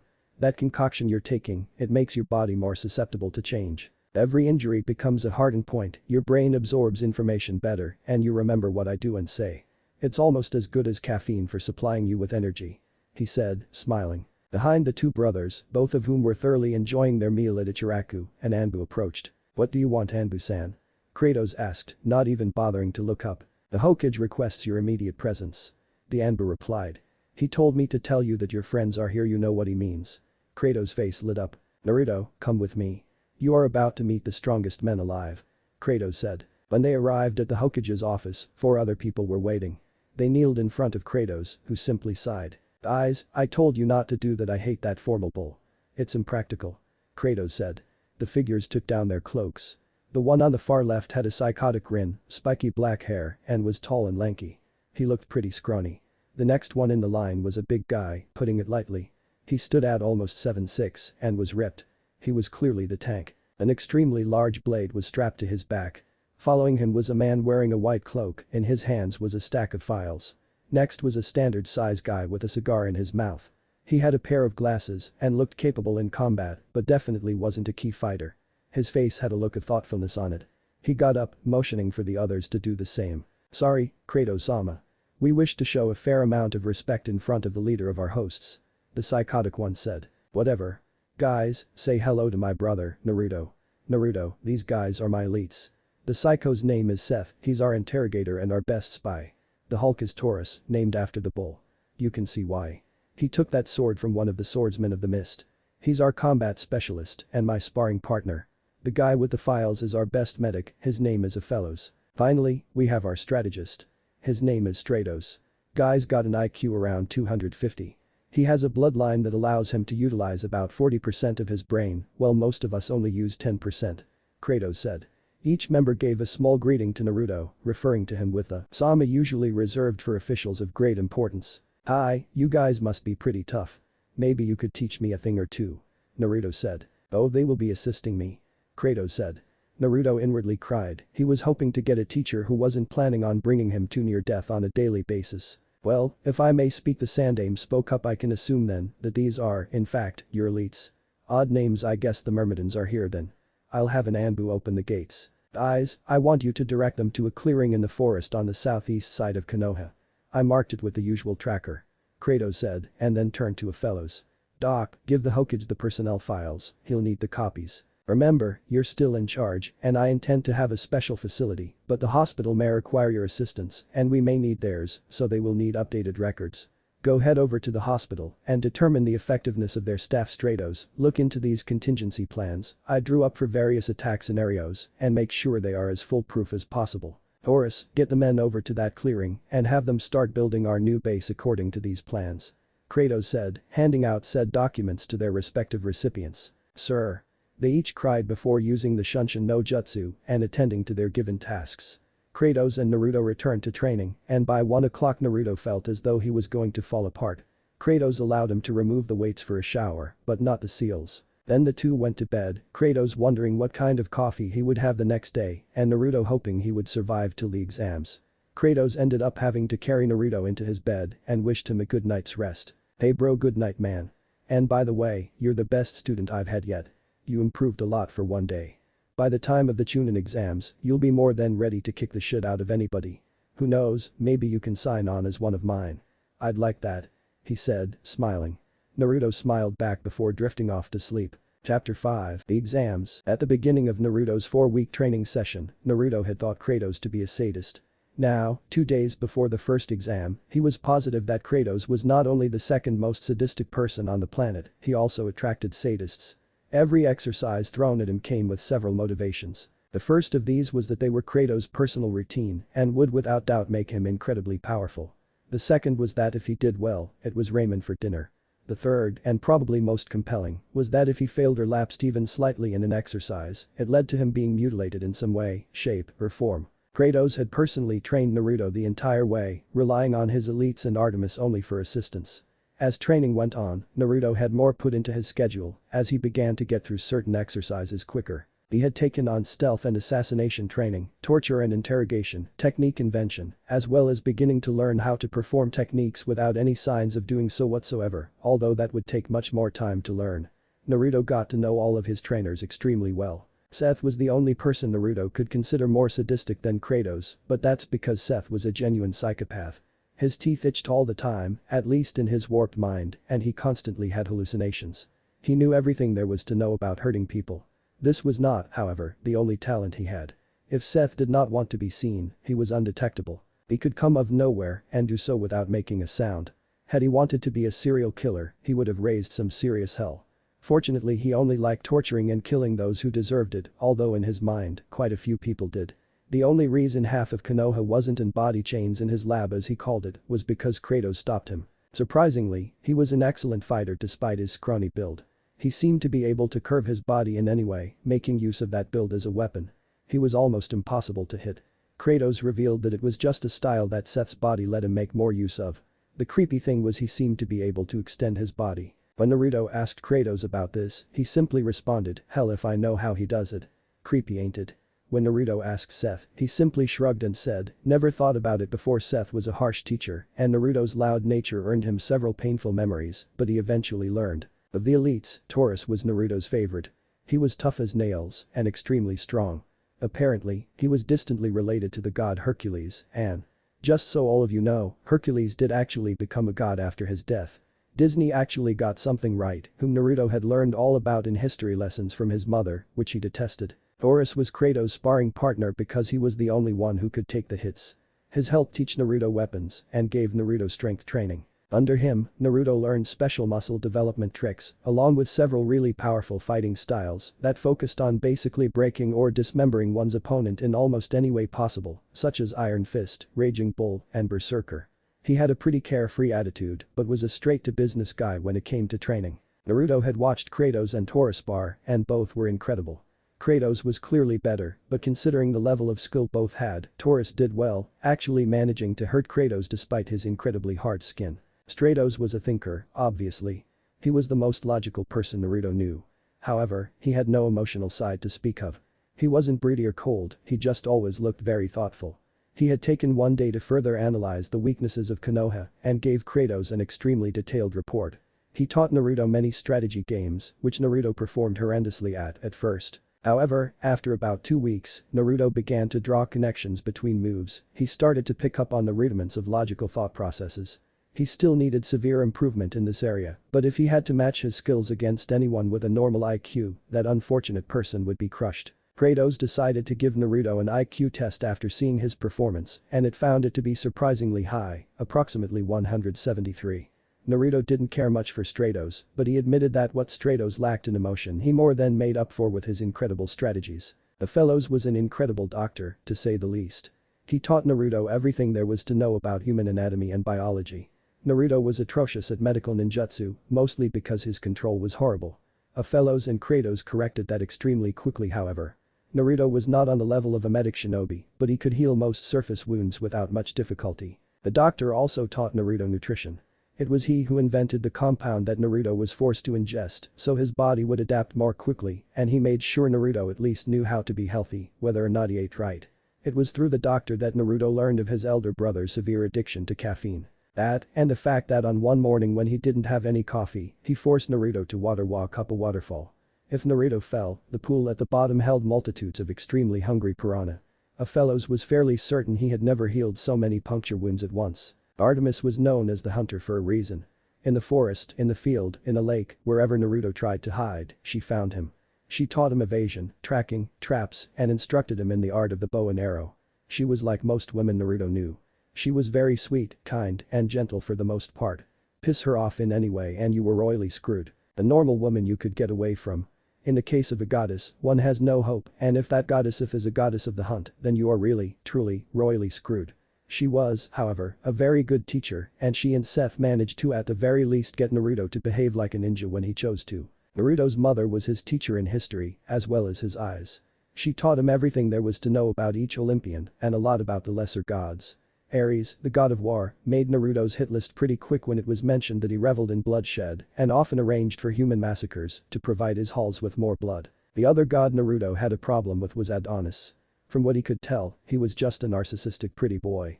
Athena also helped teach Naruto strategy, but in her case, she focused on the strategy that should be applied in one-on-one combat, while Stratos taught him group tactics. Of all his teachers, it was Kratos that Naruto learned the most from. He was a veritable library of jutsu and had no qualms about teaching Naruto anything he could.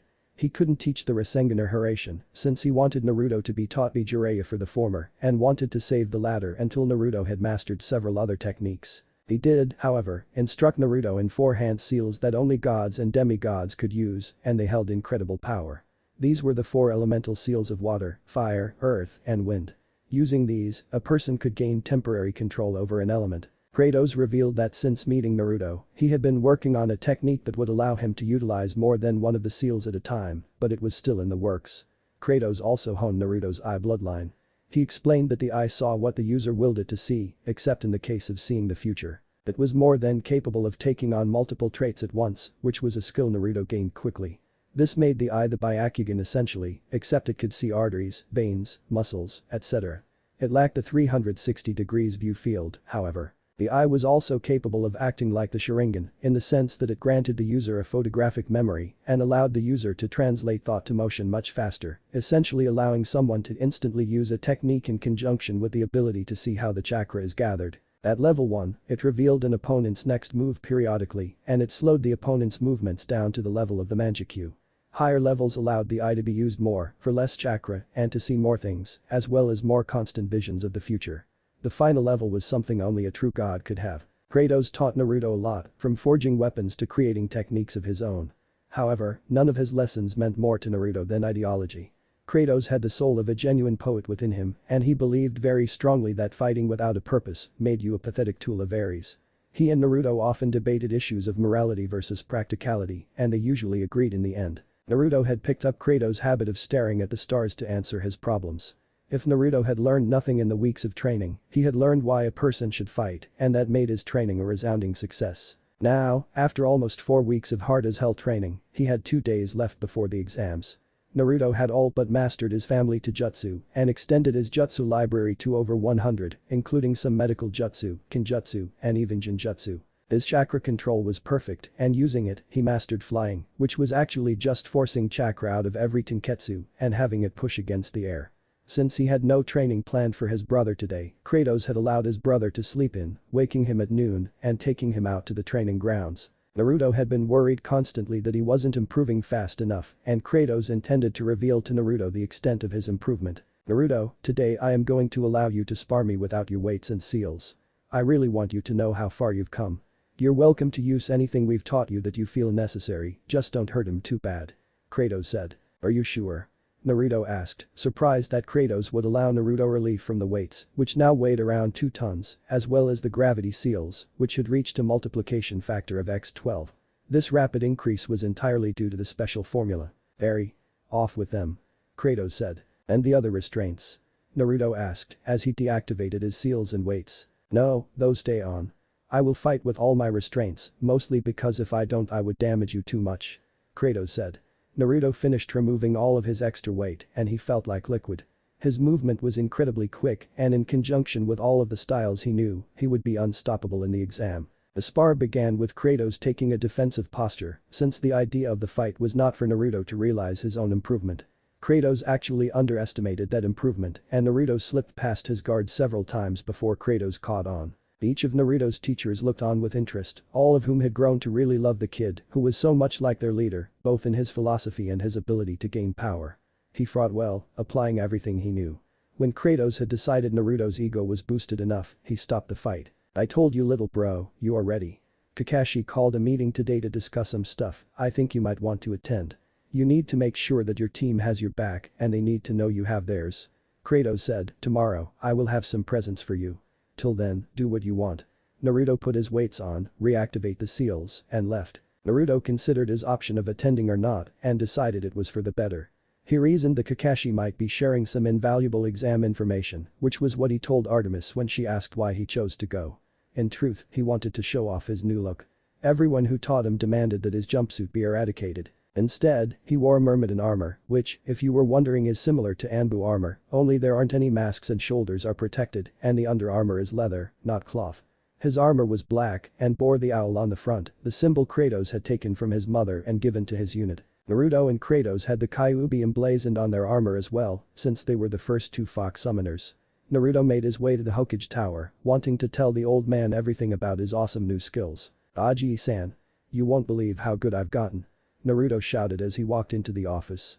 The Sandaime looked up from his piles of paperwork to see Naruto dressed in intimidating armor which he recognized immediately. You're a myrmidon? Sandaime asked. I'm still considered a trainee, but I have really improved. Naruto said happily. I've learned a lot about fighting and other ninja stuff too. Despite my Nai-san being a complete sadist, he is a damn good teacher. Naruto said. I look forward to watching you in the exams. I have watched the Myrmidons since they came in and they really are incredible. They built their entire training complex in a matter of days and they have made some major improvements to Konoha security. The report makes up about half of this damn paperwork, Sandaime said. He was going to continue, but Naruto interrupted. Aji-san, have you considered using a kage bunshin? You get the knowledge, that was one secret to my improvement, so it's almost the same as you doing the work. Plus, in the event of an attack, it would be mistaken for you. A perfect decoy. Naruto said. Wow, quite the observation, Naruto really has changed. Sandaime thought, then spoke, Naruto, that is an excellent idea. Even in my old age I can produce a few. No wonder your father went right through paperwork, that must have been his secret. Now, I believe Kakashi-san is having a meeting in a bit, you should go, or are you planning to account for his usual tardiness and wait to attend? Nah, I think I'll show on time. I have to patch things up with my team, I really pissed them off before training, Naruto said, and then left the office to head to the forest clearing where the meeting was being held. Sasuke and Sakura were sitting at the clearing.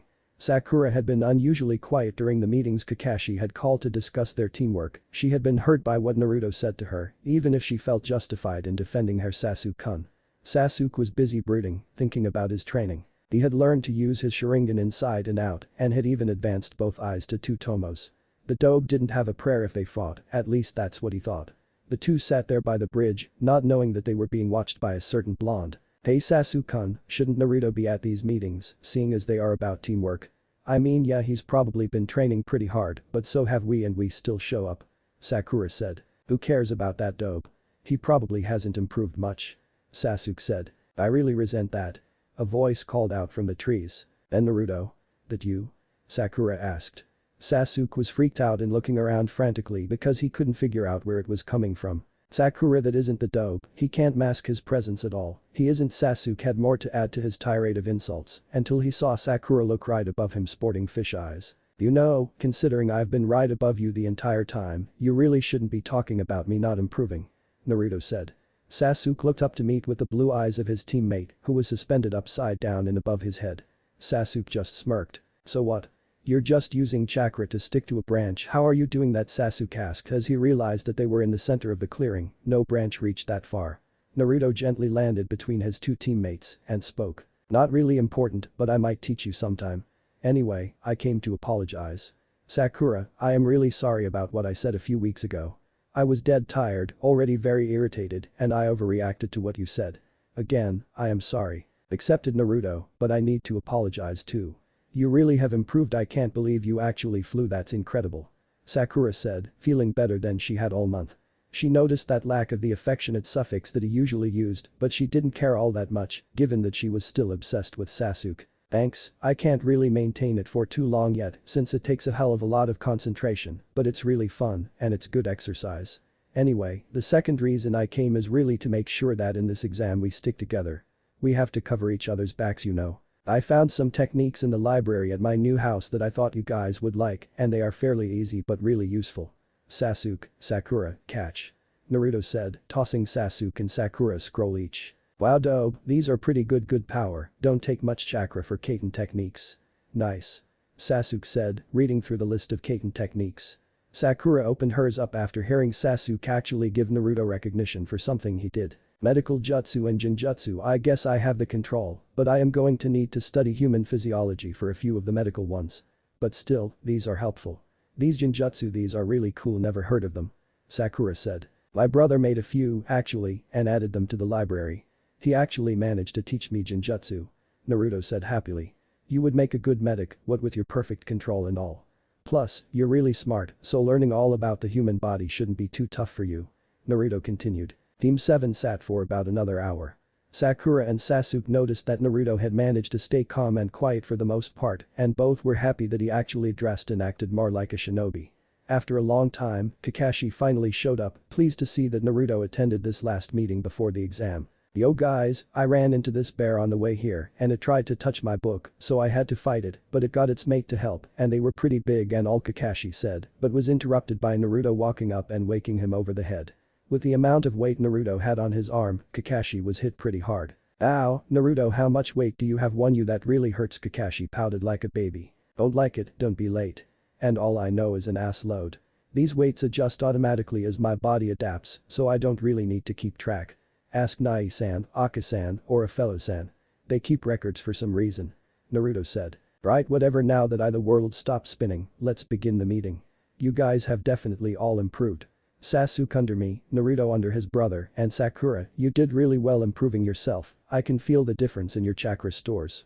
But you all need to remember that working together is a key component of being teammates. This test is not supposed to be taken as individuals, so if one of you ducks out, you all fail. I waited until now to reveal this because I need to be sure you are all determined to take the exam. I believe that if you put aside things like pride and favoritism, you can pass this. That's all I had to say. You guys do me proud, alright? Kakashi said. Sir. His team responded. The next day, Naruto woke up early and headed for the academy building to meet up with his team to take the test. On the way, he encountered the Konohamaru Corporation, who arrived in their usual method. Boss, can you play with us? Konohamaru asked. Sorry guys, but I have an exam to take. Naruto responded. Oh. The chunin selection exam. Maybe we can race there. Konohamaru said. Sure, I'll give you a head start. Naruto said, not wanting to use the energy, planning to let Konohamaru run his heart out while he set a nice easy pace. The kids dashed off and after turning a corner, Naruto was going to go his own way when he heard Oof and Konohamaru yelling. He ran after them, finding a weird makeup wearing guy with a bandaged lump on his back and a blonde girl with a fan. The makeup guy was holding Konohamaru above the ground, preparing to beat the poor kid up. Put the kid down.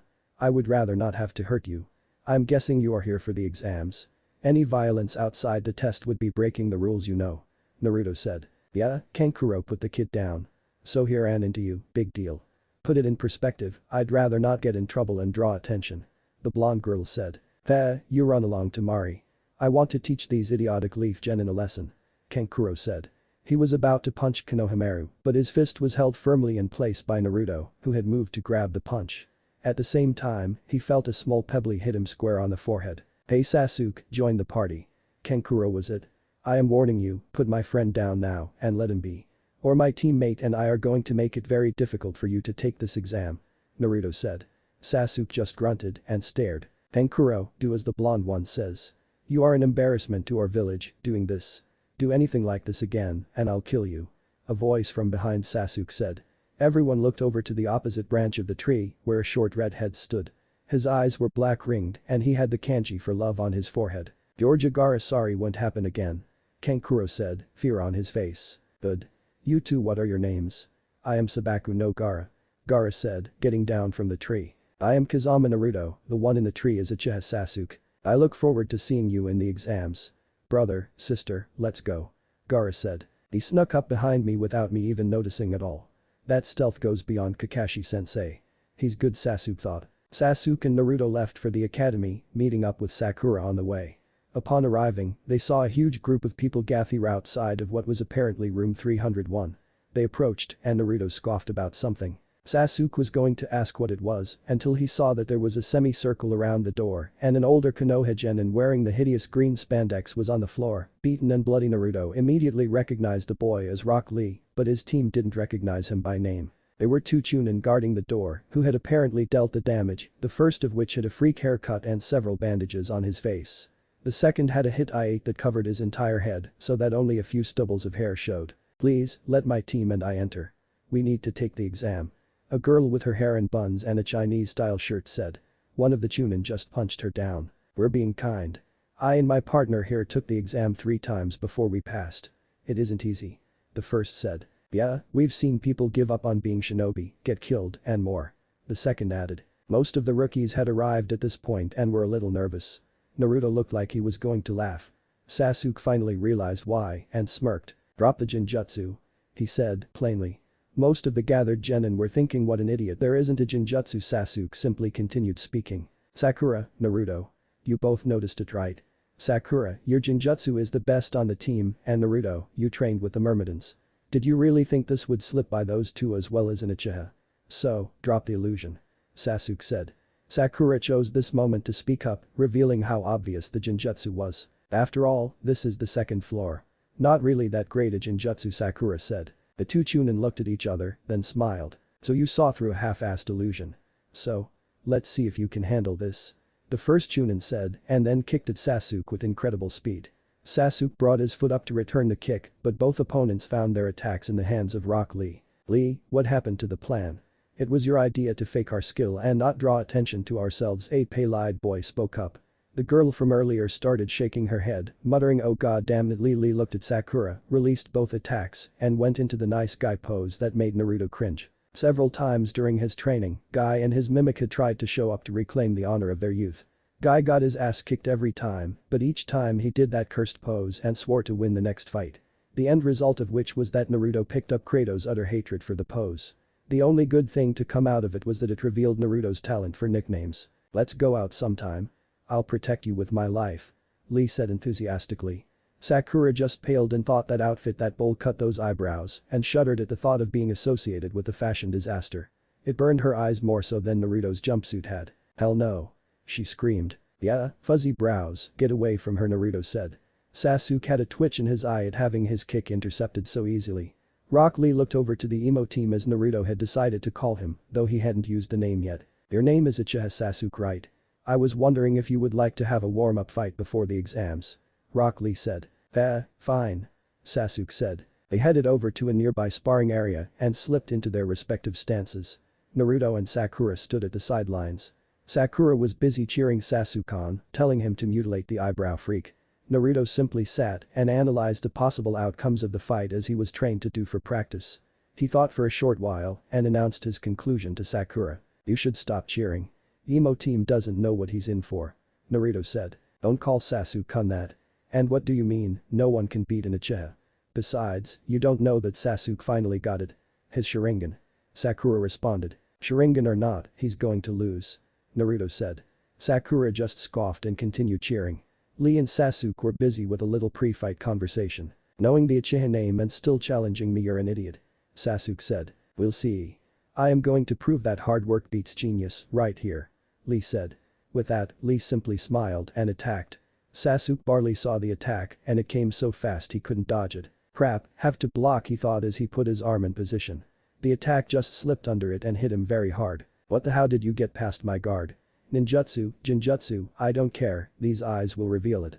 Sasuke said, revealing his Sharingan eyes. Those eyes won't help you, Lee said before attacking again, and the same result repeated itself. Sasuke could see the attack perfectly, but his body couldn't keep up. Impossible, Sasuke said. I see you understand. My moves are neither ninjutsu nor jinjutsu. They are simple taijutsu. The Sharingan can't see through ninjutsu and jinjutsu and makes the latter useless for the most part. For taijutsu, it's a little different. You can see my movement fine, but your body has to be able to keep up for it to matter. You can't, so you don't have a chance. Lee said. Sasuke was visibly pissed now and launched into an attack. Lee got under it and launched Sasuke into the air with a kick. Lee jumped up under Sasuke and his bandages started to come undone. I'll prove it that hard work will defeat genius any day. Lee said as the bandages further extended. Before Lee could finish what Naruto knew would be a devastating move, a pinwheel hit the bandages, pinning them to the wall.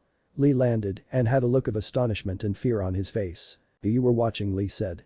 Naruto, Sakura and Sasuke all looked in the direction he was speaking and saw a red tortoise. Yes. You know that technique is forbidden. Are you ready for your punishment, the tortoise said. It can talk, Team 7 thought collectively.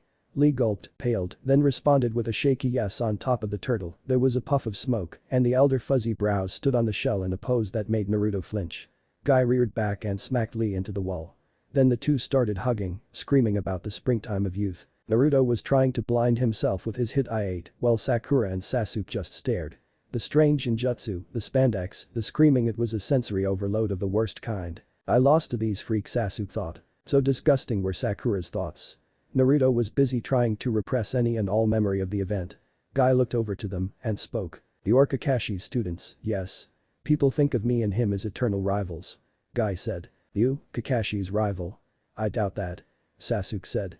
Guy simply used his speed to get behind Sasuke and tapped him on the back. "The score is 51-50, my favor," he said, smiling.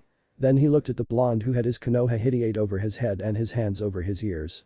He pried Naruto's hands off and yelled at him. "Tell your brother I will defeat him." Sure, just leave me alone," Naruto said, shuddering. Guy and Lee then ran off to do some laps before it was time to take the exam. Seeing they only had 30 minutes, Team 7 headed off to room 301 for the second time. Sasuke and Naruto were thinking about how fun it was going to be, while Sakura, walking behind them, was worried. "What if I can't keep up?" Back at the Kazama compound, Kratos was meditating in the garden. Athena watched him, wondering if she should reveal her really did not want to worry her son, but she firmly believed that she had to prepare him and herself for the worse, since there were several parts of the vision she thought she had pegged. She suspected he was the hawk, as he resembled so many qualities associated with it. He was fierce, a free spirit if there ever was one, and in battle, a majestic fighter. The snake was probably a human planning the downfall of Konoha, or at least one planning to do something devious at the most general level. The bloody axes were a symbol she knew well. They were the symbol of a true sociopath, Ares. The green fire clearly represented Hades' involvement. The only thing she was uncertain of were the shadows, but she had a theory, one which chilled even her to the bone. She decided it was best to tell him her interpretation and interrupted her son's meditations. "Kratos, trying to find another way, I see," she said. "Yeah, I can't have Naruto losing it like I did the first time. Even though I can control him, I don't want him to kill like I did. He doesn't deserve that memory," Kratos said. "I hope you succeed in this. However, there is a slightly more pressing matter. I had a vision," she said. "So? That happens fairly often. You do have the highest form of the eye after all, being its origin. Not one of the usual kinds. This one concerns me," she said. She proceeded to tell Kratos her vision. Afterward, he stared at her, clearly wanting to know what she thought it meant. "I believe this village has a rough period set for it. I see war, betrayal, and death. Kratos, that hawk, I think it represents you. I should warn you, you have some role to play in this, one that will be important, but I fear it will bring about your death, like Achilles before you," she said gravely. You know how to kill the mood, you know that. You know better than I that those damn fates have been wrong before about me. I think I can duck death once or twice more," Kratos said, smiling. Inside, he wasn't so optimistic. If I die now, all those souls, I would never be able to atone for them, he thought. Meanwhile, Team 7 was waiting to start the first exam. They were talking with the other rookies, all of whom were slightly shocked at Naruto's change in appearance and attitude. He wasn't yelling or screaming about how he would beat the crap out of everyone. Instead, he responded quietly to anything that was said to him. "Hey, Naruto, you think that a new look makes you any better? I'm still going to kick you ass," Kiba said. Naruto simply stared. Kiba was about to get angry before Hinata spoke up. "Naruto-kun, Kiba didn't mean it that way," Hinata said, stuttering all the way. "Naruto-kun has changed. How strong is he now?" she thought to herself, blushing. "Hey, you guys should really be quiet. The gen in here are pretty nervous, you are only agitating them," a white-haired boy with glasses said. "My name is Kabuto. You're all rookies, right?" "Yeah, what try are you on?" Sakura asked. "7th. You could say I know this test inside and out and I still can't pass it. Let me share some info with you cute rookies, maybe it'll help," he said, pulling out a deck of cards. "These are my nin info cards. I infuse them with my chakra to put information on them, and I just use some of my chakra to reveal that information later," Kabuto continued. He explained the information regarding the villages. Some of the rookies felt a little inferior, although Kiba, Naruto, Sasuke, Shikamaru and Shino didn't have any worries. Sasuke wasn't concerned with most of them, he was worried about some specific nins. "Do you have any info on specific shinobi?" Sasuke asked. "Yes, just tell me who want the information on," Kabuto said. "Rock Lee, Uzumaki Naruto, and Sabaku no Gaara," he said. Naruto smirked a little at hearing his former name being said. It meant he was considered a threat, which made him happy to hear. He may not be showing it, but he was really the same inside. "Yes," He is worried about me. Thank you Seth for the intimidation lessons. Naruto thought, remembering that it was Seth who taught him the value of looking powerful. Outwardly, he was just beaming. You know their names, good. Makes things easy. Anyway, first up Rock Lee. He has no talent for ninjutsu or genjutsu, but his taijutsu is off the charts. He is a pretty talented genin apparently. His mission stats are 20 D rank and 12 C rank. Next, Sabaku no Gaara. Holy crap this kid's good, he returned from all of his missions without a scratch. His abilities are largely unknown because him and his team are new to the exams and they're foreign. Finally, Uzumaki Naruto. Kabuto said, looking for the last card. Don't have an Uzumaki here, but there is a Kazama. That the one? Kabuto said. Yeah. Naruto, when did you change your name? Sasuke said. Aji-san and Nai-san did it after I found out my family name. Naruto responded. Right, anyway, your teammate here used to have fairly average abilities, nothing special. Apparently though, his brother put him through 4 weeks of hell and now I don't have a clue as to what he's capable of. His brother is the commander of Konoha's new military unit however, so I imagine that his stats have improved significantly. In cases like this, I advise you to forget any prior notions regarding said individual. If I don't have the info, it means he's hiding it for some reason. His mission stats are pretty impressive, 20 D and a C that apparently jumped up to an A rank, so it's counted as both. Kabuto said. Oh, how good have you gotten? Sasuke thought. At the front of the room, Ibiki and his examiners poofed in. Everyone, quiet. I am Marino Ibiki, first examiner. You are all, from this point on, taking the chunin selection exam. No violence is permitted unless otherwise directed and doing so will result in immediate failure. Each of you will be given a number which corresponds to a seat. Sit down, shut up, and I'll explain the first test. He said. He had a commanding air about him. Naruto noticed a glint in his eyes that he recognized pretty quickly. He's like Seth a tormentor, most of the examinees here are screwed. He's going to play hell with our minds. I never thought that psychopath would be so helpful, but damn, he is really saving my ass a lot so far. Naruto thought. Naruto got number 42 and went to his seat. After being seated, Ibiki began his explanation. While Ibiki was explaining the rules, Sakura was indulging in her worries. Written tests weren't a problem for her and Sasuke, but Naruto had always been horrible at them. She hoped her and Sasuke could cover for him. Also, if one of your teammates gets a 0, the entire team fails. Ibiki said. Naruto felt minor killing intent directed at him and knew why. He simply turned around and looked to where Sakura and Sasuke were seated and smiled, adjusting his forehead protector. That's all the rules. Let me just say, during this test, act like a good shinobi, or fail. Begin. Ibiki said. All the genin flipped their tests over. Several instantly panicked. Sakura started writing down answers. Naruto gave the test a once over and raised an eyebrow. Ibiki noticed this and decided maybe the kid needed to go to the bathroom or something. Something wrong number 42. He said. You guys gave me the wrong test, I'm pretty sure. Naruto said. What's wrong midget? Test too hard. One examiner said. Hardly. These questions are too damn easy. Get me a harder test. Naruto demanded. Everyone who knew him was both in shock and sweat dropping at the same time.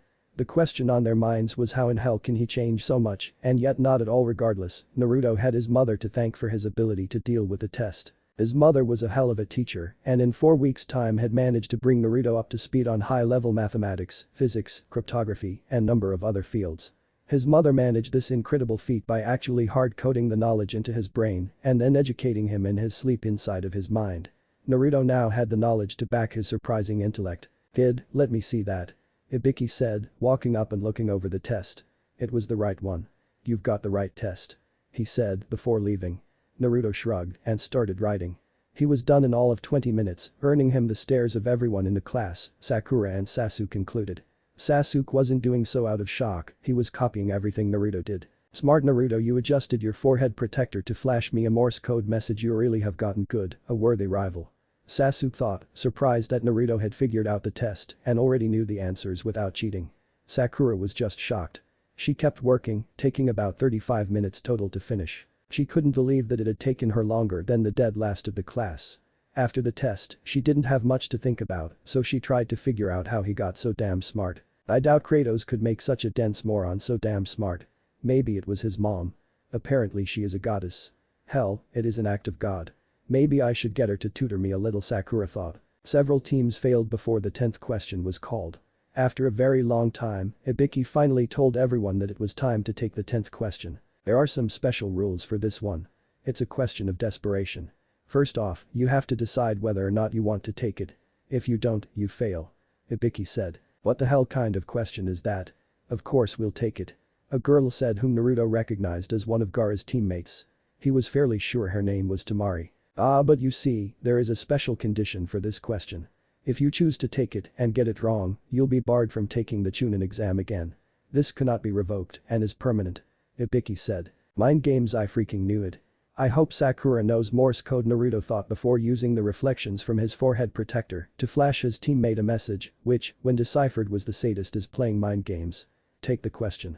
Sasuke got it no problem, although in his case it was unnecessary. Sakura, however, had little confidence in her ability as a kunoichi and might decide to duck out before it got to the point where she would get hurt.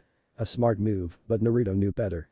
He remembered an instance where Kratos had discussed with him the fact that most people were better than they knew after Naruto raised his concern. Flashback. Nai-san, if I am going to take this exam, I am pretty sure I would have to do it as a team of 3. Kakashi-sensei told us on the first day that there was a reason we were teams. The problem is that Sakura, she just can't seem to bring herself to my and Sasuke team's level. I know she's a good kunoichi, she's really smart and has incredible control, so why can't she get much better? Naruto asked his brother. You always have good questions, it's a shame nobody ever bothered to help you with them before now. You have to understand that most people don't really know what they are truly capable of. You and I have to understand that, because if we don't, it's too easy for our bloodline to take control and drive us to madness, Kratos said, noticeably pausing at the end. But you have a way of getting people to find what they are looking for. It's a hell of a quality, you know that. You'll help your teammate find her path, don't worry. But I can offer some advice. She sounds like a good support shinobi. Her being a kunoichi does somewhat limit her ability in hand-to-hand combat without significantly building onto her skeletal and muscle structures, since she wasn't born with a naturally sturdier build. Granted, it doesn't bar her from becoming an incredible fighter, but it would be really difficult and she probably would not measure up to someone born with a naturally denser body. It's just that those who have applied usually apply for the wrong fields. Maybe that's Sakura's problem. Try to get her into medical stuff and Jinjutsu and she could become pretty powerful. I met someone like that once, apparently a senin from Konoha, Tsunade I think.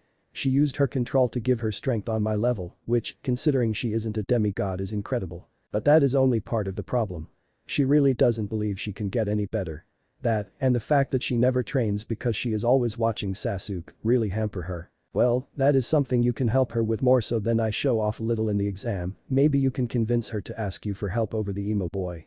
Kratos said. Then flashback, Sakura got the message this time and decided that it might be a good idea to trust the blonde. She was beating herself up mentally, but she figured he knew what he was doing. Ibiki's rule had beckoned 2 questions from her mind, however. Bull. First off, there are returning examinees here who have failed before now. Second, how could you have that authority? Konoha can't force genin from other countries to never take the exams again. After all, they aren't always held here. Another smart ass. Just like that blonde kid, damn it, they ruin all the fun.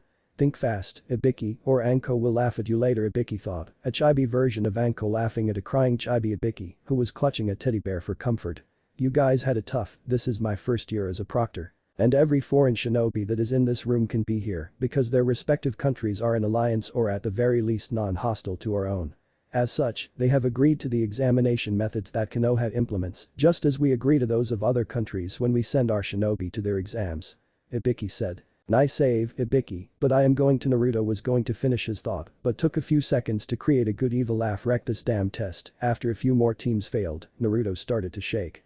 He was actually shaking with inner laughter. He knew that the sadistic examiner would hate him for what he was going to do. Sasuke was worried for a moment and then assumed Naruto was just planning to show off. Sakura was a little more concerned, not sharing Sasuke's confidence. Maybe I should drop, I don't want him to fail just yet, Sakura thought. She was going to raise her hand when Naruto slammed his own onto the paper in front of him. You think some psychological bullcrap is going to scare me? Screw you. I ain't dropping out, so just ask your stupid question and stop trying to psyche us out. Naruto yelled. Crap, there goes the game, Anko's gonna make fun of me now, damn you kid, Ibiki thought, the chibi him now torturing Naruto instead of clutching his teddy.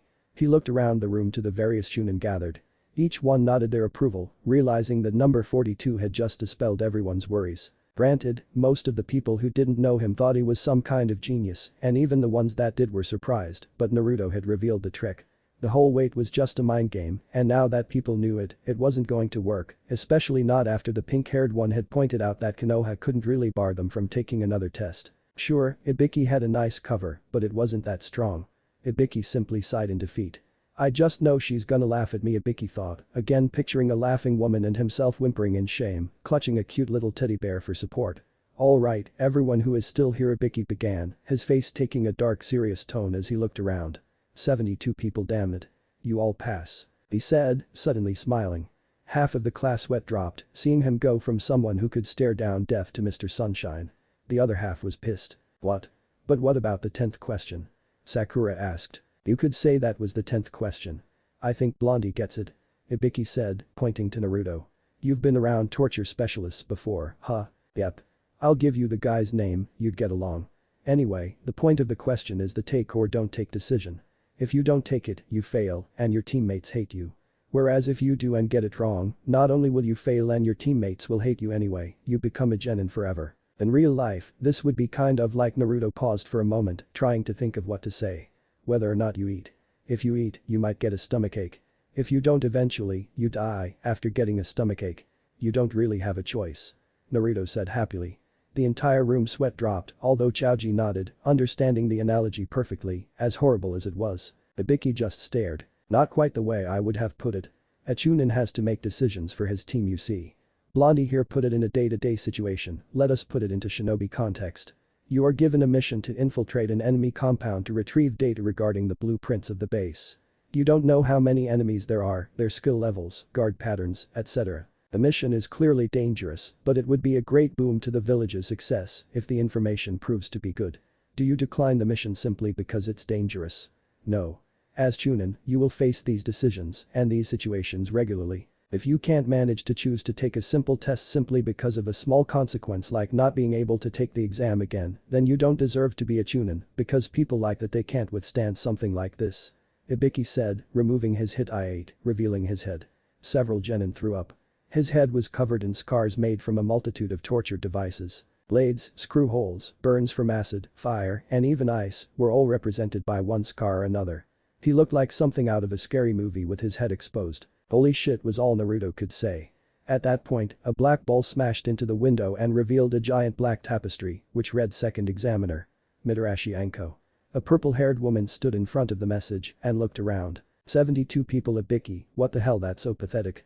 Anko said, starting to giggle. We just have some good people, please don't laugh at me, he said the last part quietly, while one of his hands clutched a teddy bear inside of his trench coat pocket. Anko was laughing up a storm but stopped after a little while to get back to business. Alright, whatever. I'm the second examiner, so follow me. Let's go. She said happily. I like her, she's energetic. Naruto thought, while the rest of the rookie 9 instantly hated her for reminding them of the blonde power plant. The genin followed her to their second test, wondering what to expect. Morino Ibiki was collecting the tests, intending to evaluate their information gathering skills for the records. When he reached Naruto's paper, he stopped for a moment. Jesus, these answers are better than the ones we gave our chunin, and he knew the point of the test. That kid was trained by the Myrmidons, they must be damn good at what they do. He thought as he gave it a once-over. On the back, he found a small note written to him. Dear sadistic examiner, you did good with the mind games, but I was tempered against that from the full-fledged psycho. After spending some time with this guy, you don't get scared by much. His name is Seth, ask Aji-san for the directions to the Myrmidon torture division, and ask for him. He'll probably show up right behind you, so watch it. Like I said, you two would like each other. From Naruto. The letter had a little drawing of Seth for purposes of identification. Ibiki looked at it and thought, damn, that guy looks creepier than me. Ibiki went off to the Hokage's office to ask for directions, wanting to meet this guy. However, a name was implanted into his memory, someone he was definitely recommending for promotion. Kazama Naruto, you have big things waiting for you. Chapter 6. The Snake. The remaining genin followed the energetic Mitarashi Anko to a fenced-off forest. The genin could tell that this forest did not belong, as I looked like something out of a horror film.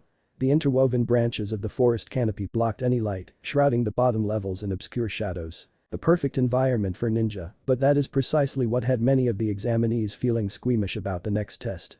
It didn't give anyone a specific advantage, since they were all trained to adapt to varying environments and to use the features of those environments. Every halfway decent shinobi there was more than capable of turning themselves into an invisible specter against the dark recesses of the seemingly never-ending forest.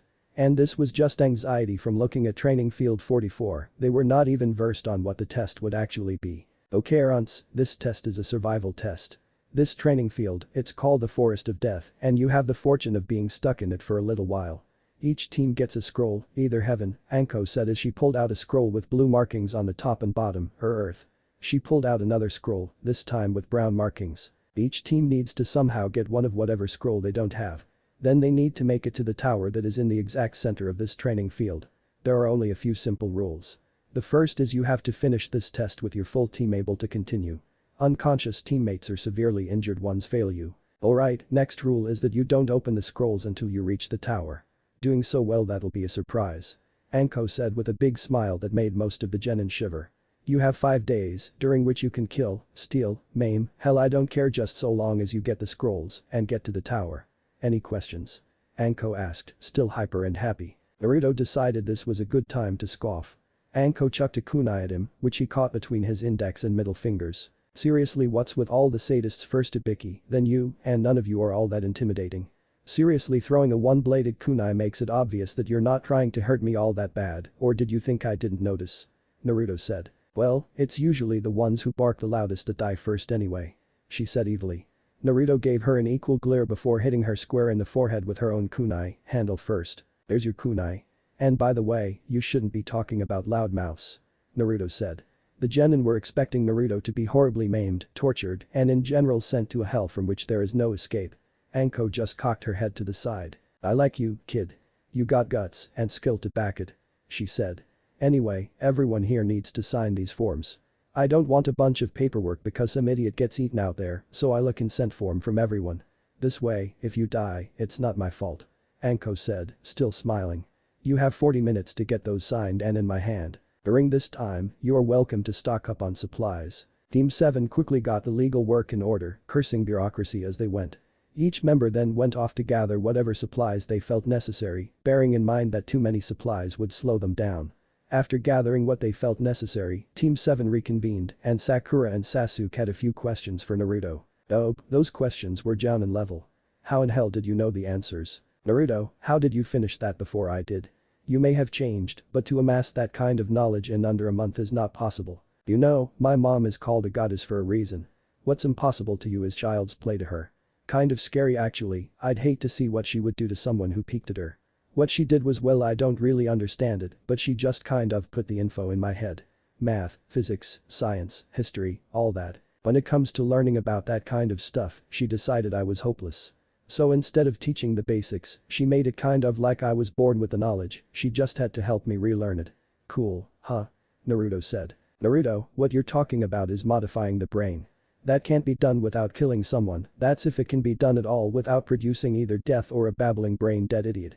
Sakura said. Well, I'm not dead, and I am pretty sure my brain still works. Naruto said. But even still, some of those questions were rough. I cheated on one, I used my eyes to act like the Byakugan and copied it off some guy in front of me. Wondobe, you have got to be lying. You are the dead last. Sasuke said, angry. Actually, what he's saying is pretty much true. A voice said. Walking up behind the group was Kratos. Nai-chan here is still pretty smart when it comes to fighting.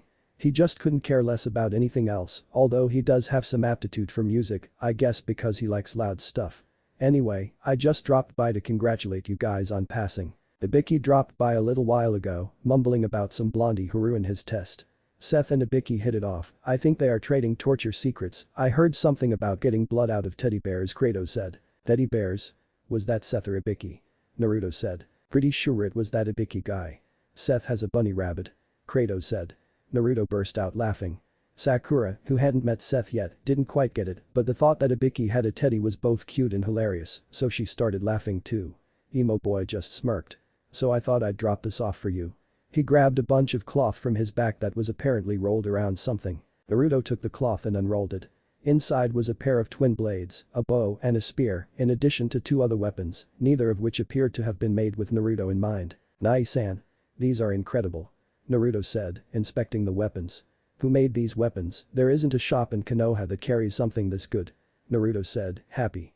Neji and his team were within earshot and Tenten caught every word. Naturally, seeing as her father owned one such shop, she was insulted. Oh really, she yelled, walking up to Team 7. My father's shop is the best and there isn't a person around that could beat his craftsmanship, so you had better stop saying this like these little toys are half as good as the stuff my father makes, Tenten said, trailing off at the end as her eyes inspected the weapons. Holy crap, these are incredible charca infused, riddled with seals, this bow sting can handle so much pressure, yet it's so easy to pull. Everything here, none of it could have been made by any ordinary forge.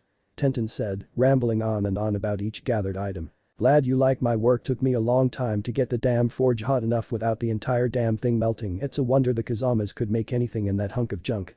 Anyway, you can thank nightmares for these. Kratos said. Tenten would have been fuming with shattered pride if not for being completely awestruck by the craftsmanship. Anyway, I have a few for you guys too. Sakura, you always struck me as the type who would appreciate the kind of graceful movement required to use these. Kratos said, tossing her a pair of extendable wrist blades, and if you have seen Hellboy, picture those blades used by the Nazi assassin. Thanks, do you know anyone who can teach me how to use them? Sakura asked. I would like to do that myself, but I suck with them. I think there's a myrmidon who uses them. She's a little busy working on strategy plans right now, but I will see about some training for you. And for Emo Avenger boy here, I thought this suited you. Kratos said, handing Sasuke a battle axe. It's a weapon representing hate, anger, all the things that you seem to love. I hate the damn weapon, even if I am skilled with it, so find someone else to teach it to you. I don't know any myrmidon who does, but Taurus might have experience with it. Naruto, I need to talk to you for a second, alone. Kratos said. Naruto simply nodded, got up, and the two walked away. Kratos set up a barrier preventing anyone from listening to them or seeing them, so that no one could read their lips. What do you need? Naruto asked. Your other bloodline, if you unleash it while you're in there, I won't be able to stop you. Remember who your friends are, you don't want to hurt them. Kratos said. Yeah, I got it. Anything else? No, that's it. I just didn't want anyone to be worried about you going psycho. Come on, I have one last thing to say to your team. Kratos and Naruto walked back and Kratos spoke again. Guys, in that forest, your only friends are each other. You are a team, which means you have to have each other's backs. Trust is crucial to this test. If you start acting like idiots in there and argue amongst yourselves, you're dead. Trust each other. But those Earls of Wisdom, Kratos left Team 7 to meander around for 5 minutes and then turned in their consent forms. They received a heaven scroll. And I neither know nor care if that is what they got in the manga. Anyone who decided to flame me for that, don't bother.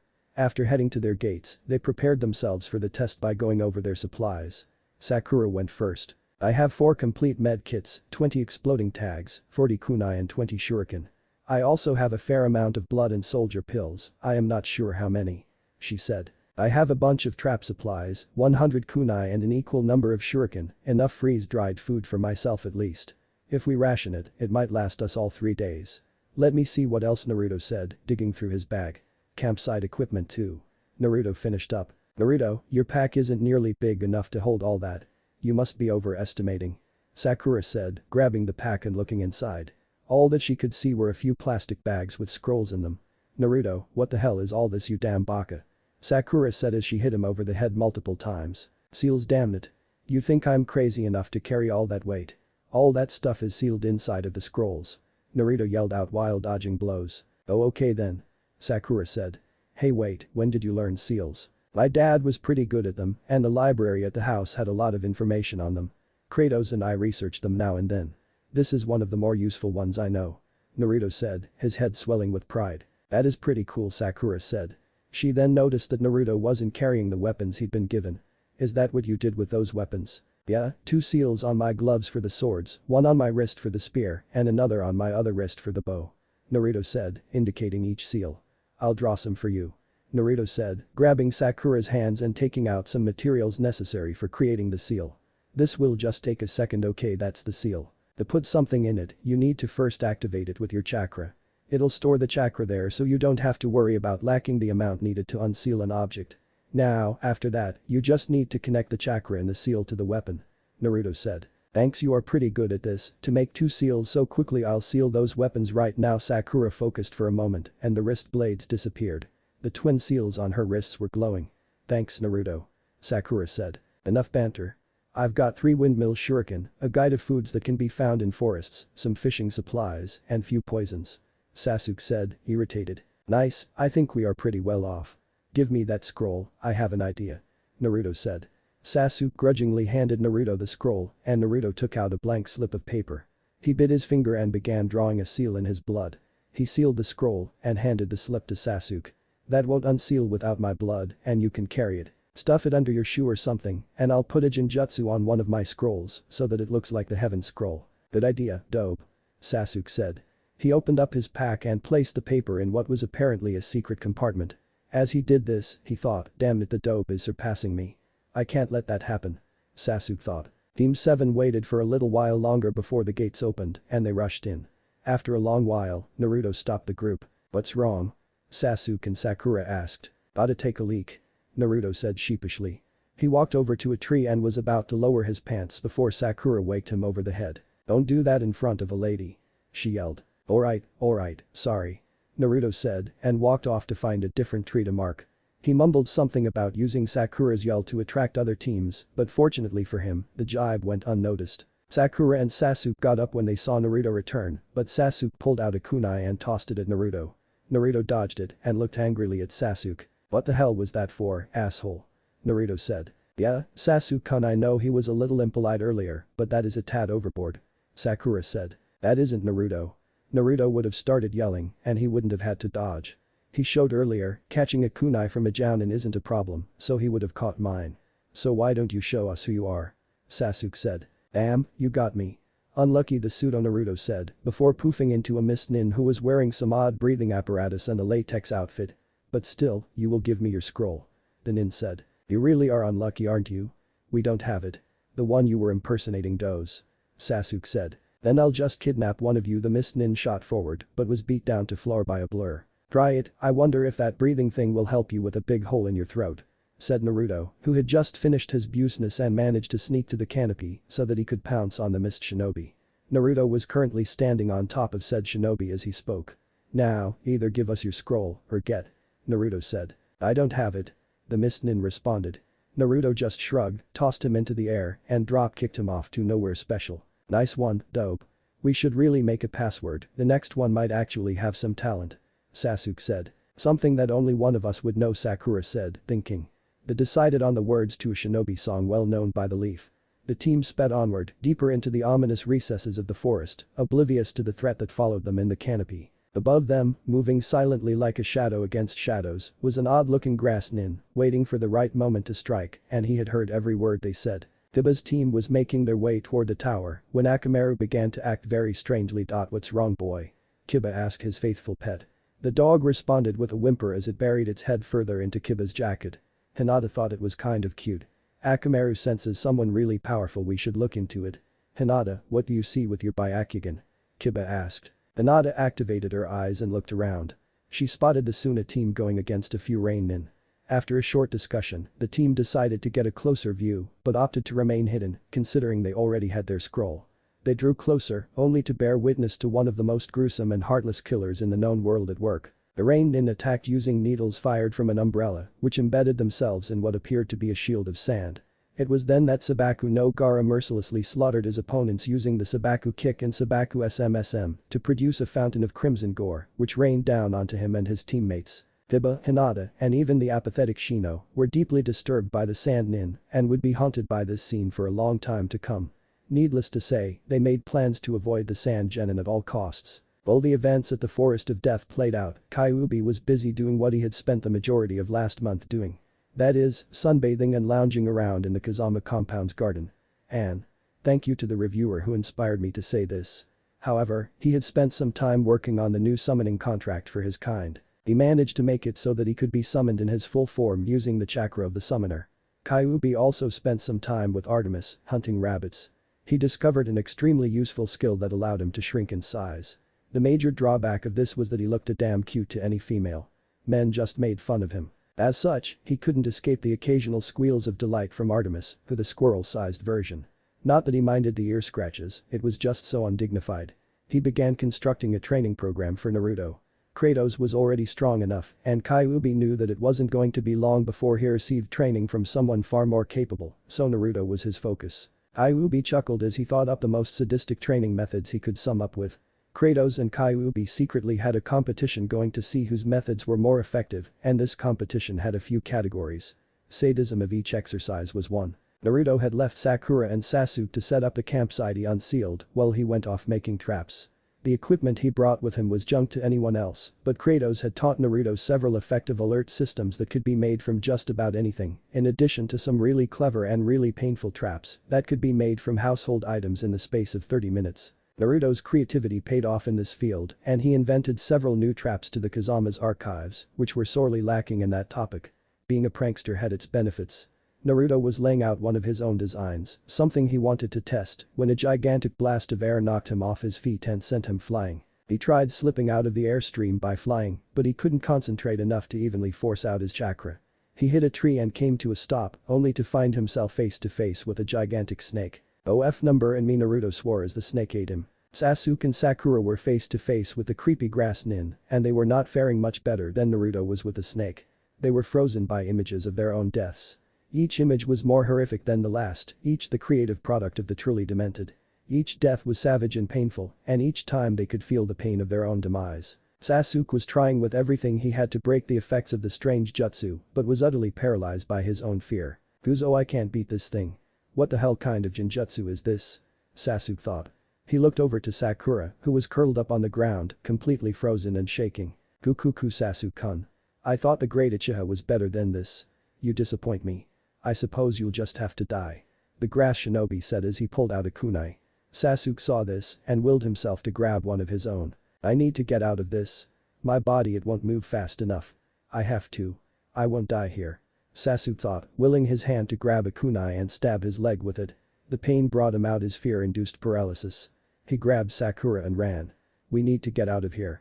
He's too much." For the second time in his life, Sasuke was helpless to do anything but run, scared for his life, and up against an opponent he had no hope of matching. He hated it, being reminded of the helplessness he felt night of Itachi's massacre. Naruto was blissfully unaware of his teammates' peril, but as it was, he wasn't in a situation to care, seeing as he was trapped in the stomach of a huge snake and was slowly being digested.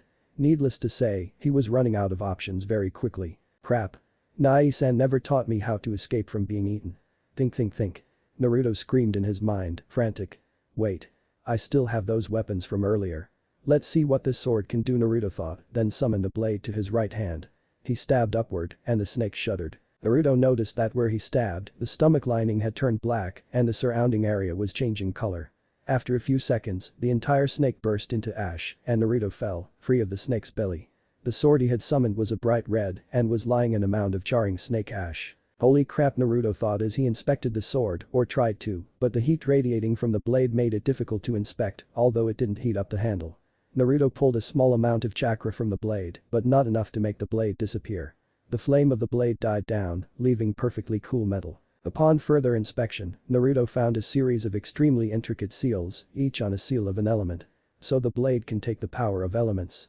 So if I channel chakra here, Naruto channeled his chakra into a seal he didn't recognize, and his blade gained a large number of blue bolts orbiting around it. Naruto realized his older brother must have invented an elemental seal for lightning. Either that or he never taught that seal to Naruto. Naruto gave the blade a few swipes, and bolts of deadly lightning flew out from his blade. Regardless of how the blade or the seals on it were made, Naruto loved it. "Nice. Now, I have to find Sakura and Sasuke," Naruto said, speeding off to find his teammates. While Naruto's situation had significantly improved, the same could not be said for his team. Sasuke was carrying Sakura, who was still paralyzed by images of death, and trying to escape an enemy who was faster and stronger than Sasuke. To make matters worse, Sasuke was losing a lot of blood from his wound. After a while, thinking he had lost his pursuer, he stopped. Sakura shook off the genjutsu at this point and bandaged Sasuke's leg using one of her kits. Sasuke and Sakura were getting ready to continue running when they saw the grass nin standing at the other side of the tree branch they were on. Now when running from a predator, the only thing prey should focus on is doing just that, running. "This has been somewhat entertaining, but the game really must end here," the nin said. "Okay. Here, I'll give you your scroll," Sasuke said, slowly opening his pack and taking out the slip of paper. "Excellent, the only way to escape a predator is to offer it something better," the nin said, walking towards them. "What are you doing?" Naruto had arrived and was standing on a nearby branch. His eyes were activated and he looked pissed. "Naruto, don't. This one's different," Sasuke said. "How do you know he won't just kill you anyway then?" Naruto yelled again. Sasuke stopped what he was doing. He didn't have an answer for that question. "Naruto-kun, my snake not enough for you?" What's with those eyes, they aren't a Byakugan humph, no matter, the real prize is the Uchiha, the nin said. My name is Orochimaru. The nin said, ripping of its face. Sakura flinched, remembering the name from Iruka's lessons. The Sen and Naruto, we have to run. We can't handle him. We need to call Anbu or something. Sakura yelled. Correct. And now I take the title of your executioner. Orochimaru said. Senin or not, he isn't hurting my team. Naruto said angrily as he dove toward the snake shinobi. If the first snake wasn't large enough, try my other pets, Orochimaru hissed out as he summoned a snake 10x the size of the first. Naruto didn't flinch. The snake lashed out at Naruto in an attempt to swallow him and received a cauterized rip in its leathery flesh for its troubles. Naruto had both of his blades out, one a roaring flame and the other had a small hurricane around it. The snake reared back from the fearsome weapons but prepared to strike again. The snake launched forward for the second time and instead of slicing it, Naruto simply roared and shot his hands forward. He grabbed the snake's lower jaw, stopping it, while Naruto began to break the snake's lower fangs with his bare hands. Sasuke was watching in awe. He noticed several things were off. Naruto's hair was changing color to match the strange fearsome chakra that was radiating from him. It was blood red, and Sasuke was terrified by the amount of killing intent it held. Naruto looked at him to reveal obscure eyes whose whites had turned pitch black, along with the usual bright blue around the pupil. This Naruto terrified Sasuke. Orochimaru simply looked on with interest. What? Afraid scaredy cat, Naruto yelled out, his voice seething with rage and malice. The master warned me about this power, one which rivaled his own fury. He wants it for himself, I won't interfere. I only want his gift. Orochimaru said. He erupted in purple chakra and swatted the psycho Naruto like a fly with a kind of speed that put Rock Lee to shame. You're so weak, I don't need you, Orochimaru said, lifting Naruto up. Allow me to take care of that malicious rage of yours. As refreshing as it is, it poses somewhat of a problem. Orochimaru said, spreading his fingertips as the purple chakra licked at them and seals appeared on his hand. Gajimfkin. Orochimaru said, jabbing his hand into Naruto's stomach. The armor didn't prevent the passage of the potent chakra and the seal burned itself onto Naruto's stomach. With a final roar, he fell limp. Now, Sasuke, allow me to leave you a gift. One that will grant you power. Orochimaru said, and his neck shot out and he bit Sasuke on his shoulder blade. Sasuke screamed in pain and then fainted. Sakura was shaking again. She had seen Naruto go berserk, her Sasuke-kun get bitten and then go unconscious, and was now alone and helpless before one of the most feared nin Konoha had ever had the shame to produce. Take care of the Uchiha, girl. I will need him. Orochimaru said, then left, his mission completed. Sakura used what little physical strength she had left to move her two teammates to a safer location and then set to work on their injuries. It had been 2 days since their encounter with Orochimaru. Sasuke developed a fever and was sweating furiously. Sakura didn't have any ice, but there was a river nearby with ice-cold water running down it. Other than that, she couldn't do much for him. Naruto was simply unconscious and seemed to be recovering. She guessed that the strain of all that power had overloaded his body and it shut down as a safety. Her hypothesis was remarkably accurate for someone who didn't have a full understanding of the bloodline. What Naruto was suffering was something similar to her guess, but something else was occurring as well. Naruto's chakra had all been forced into overdrive at once, straining his coils to the point where an average human would have been killed by their own power. The only reason it didn't grant him the same power as opening 8 gates was because it was almost impossible to control. That amount of power requires a special system for it, something far stronger than the average coils. Naruto's body was currently in the process of both strengthening his first system of coils and creating a much larger and far stronger system of secondary coils, which apparently were meant to channel that power. For any human being, this would have been impossible because the body is incapable of creating new systems. For a demigod, regeneration also allows for innovation. Every single system has a backup, even neural functions. This makes them extremely difficult to kill because nothing short of destroying the heart or brain will do the job. So there Naruto lay as his body set to work creating the necessary pathways. Sakura set about preparing some rudimentary traps in case they received any unwelcome guests. She placed Naruto and Sasuke inside of a small cave where they would be hidden from view. Unfortunately for her, the 3 sound genin watched her do this and prepared to carry out their order to kill Uchiha Sasuke. Opting for straight-out intimidation over stealth tactics, they simply approached Sakura's camp. Sakura instantly went into a defensive stance, kunai drawn. What do you want? Our scroll. I can't get it without Naruto, and he's unconscious. Sakura said quickly. Well, the scroll would be a nice bonus, but that's not why we are here. We actually want to fight the Uchiha. Wake him up. The nin in the middle spoke. His face was wrapped in bandages and he wore an odd coat with a bunch of what looked like straw on the back. His right arm had a huge metal object on it. I can't. Some freak went and bit him, giving him this weird seal, and no, he's unconscious and extremely sick, so please leave. Sakura said, hoping these three were just looking for a challenge and not the chance to mercilessly kill something. Ah well, we can just have some fun with you until he wakes up then. Another sound nin spoke, this one had dark, spiky hair and what looked to be holes in his hands that reminded Sakura of Shino. Dosu, let's play. Indeed. Dosu responded, charging forward. The nin who had just spoken then yelled at Dosu to stop. What Zaku? Look at the grass. There isn't any. That's freshly overturned dirt. And that rock there, it has scratch marks on it like it was being worn down. Zaku pointed out. Damn. Sakura thought. Quite right, Zaku. Dosu said, using a shuriken to activate the trap and thus avoiding being caught in it and disabling Sakura's work. Now, let's play. Dosu said. Okay, get ready, Sakura thought to herself, preparing herself for what would very likely be an extremely difficult struggle. Dosu charged, this time showing no signs of stopping, before he was knocked back by a whirl of leaves. Zaku and the female sound nin had already broke into a straight charge and couldn't halt their momentum. A cry of Konoha Senpyu was all that they heard before being knocked back. The three got up shakily, wondering what had hit them. In front of Sakura stood Rock Lee in a nice guy pose, with 100% teeth shine. It was a very traumatizing image. He turned to them and his stance shifted into that of the Iron Fist. I am Konoha's beautiful azure beast Rock Lee. Leave now or I will be forced to hurt you. Lee said. Freak. We'll show you a whole new kind of pain. Dosu said plainly, before rushing at Lee. The speed was nothing to Lee, but like any shinobi, Lee wanted to gauge his opponent. He wasn't going to let himself get hit, he just wanted a close call. Lee saw Dosu's right arm striking out for a punch. Knowing that the metal object probably had more weight than it appeared to, Lee opted to dodge instead of block. He easily ducked the blow. He heard a faint ringing and then it felt like his head was exploding. He lost balance and nearly fainted.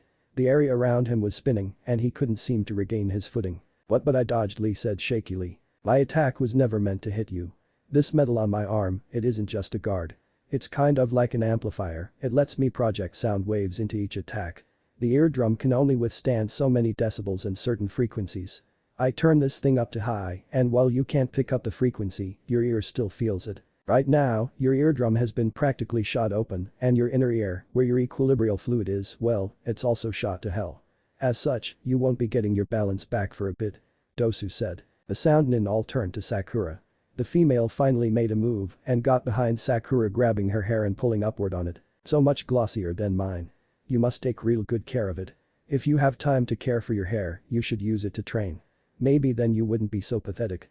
She said. Kin, we do have a mission to complete, so please keep the girl under control while you taunt her.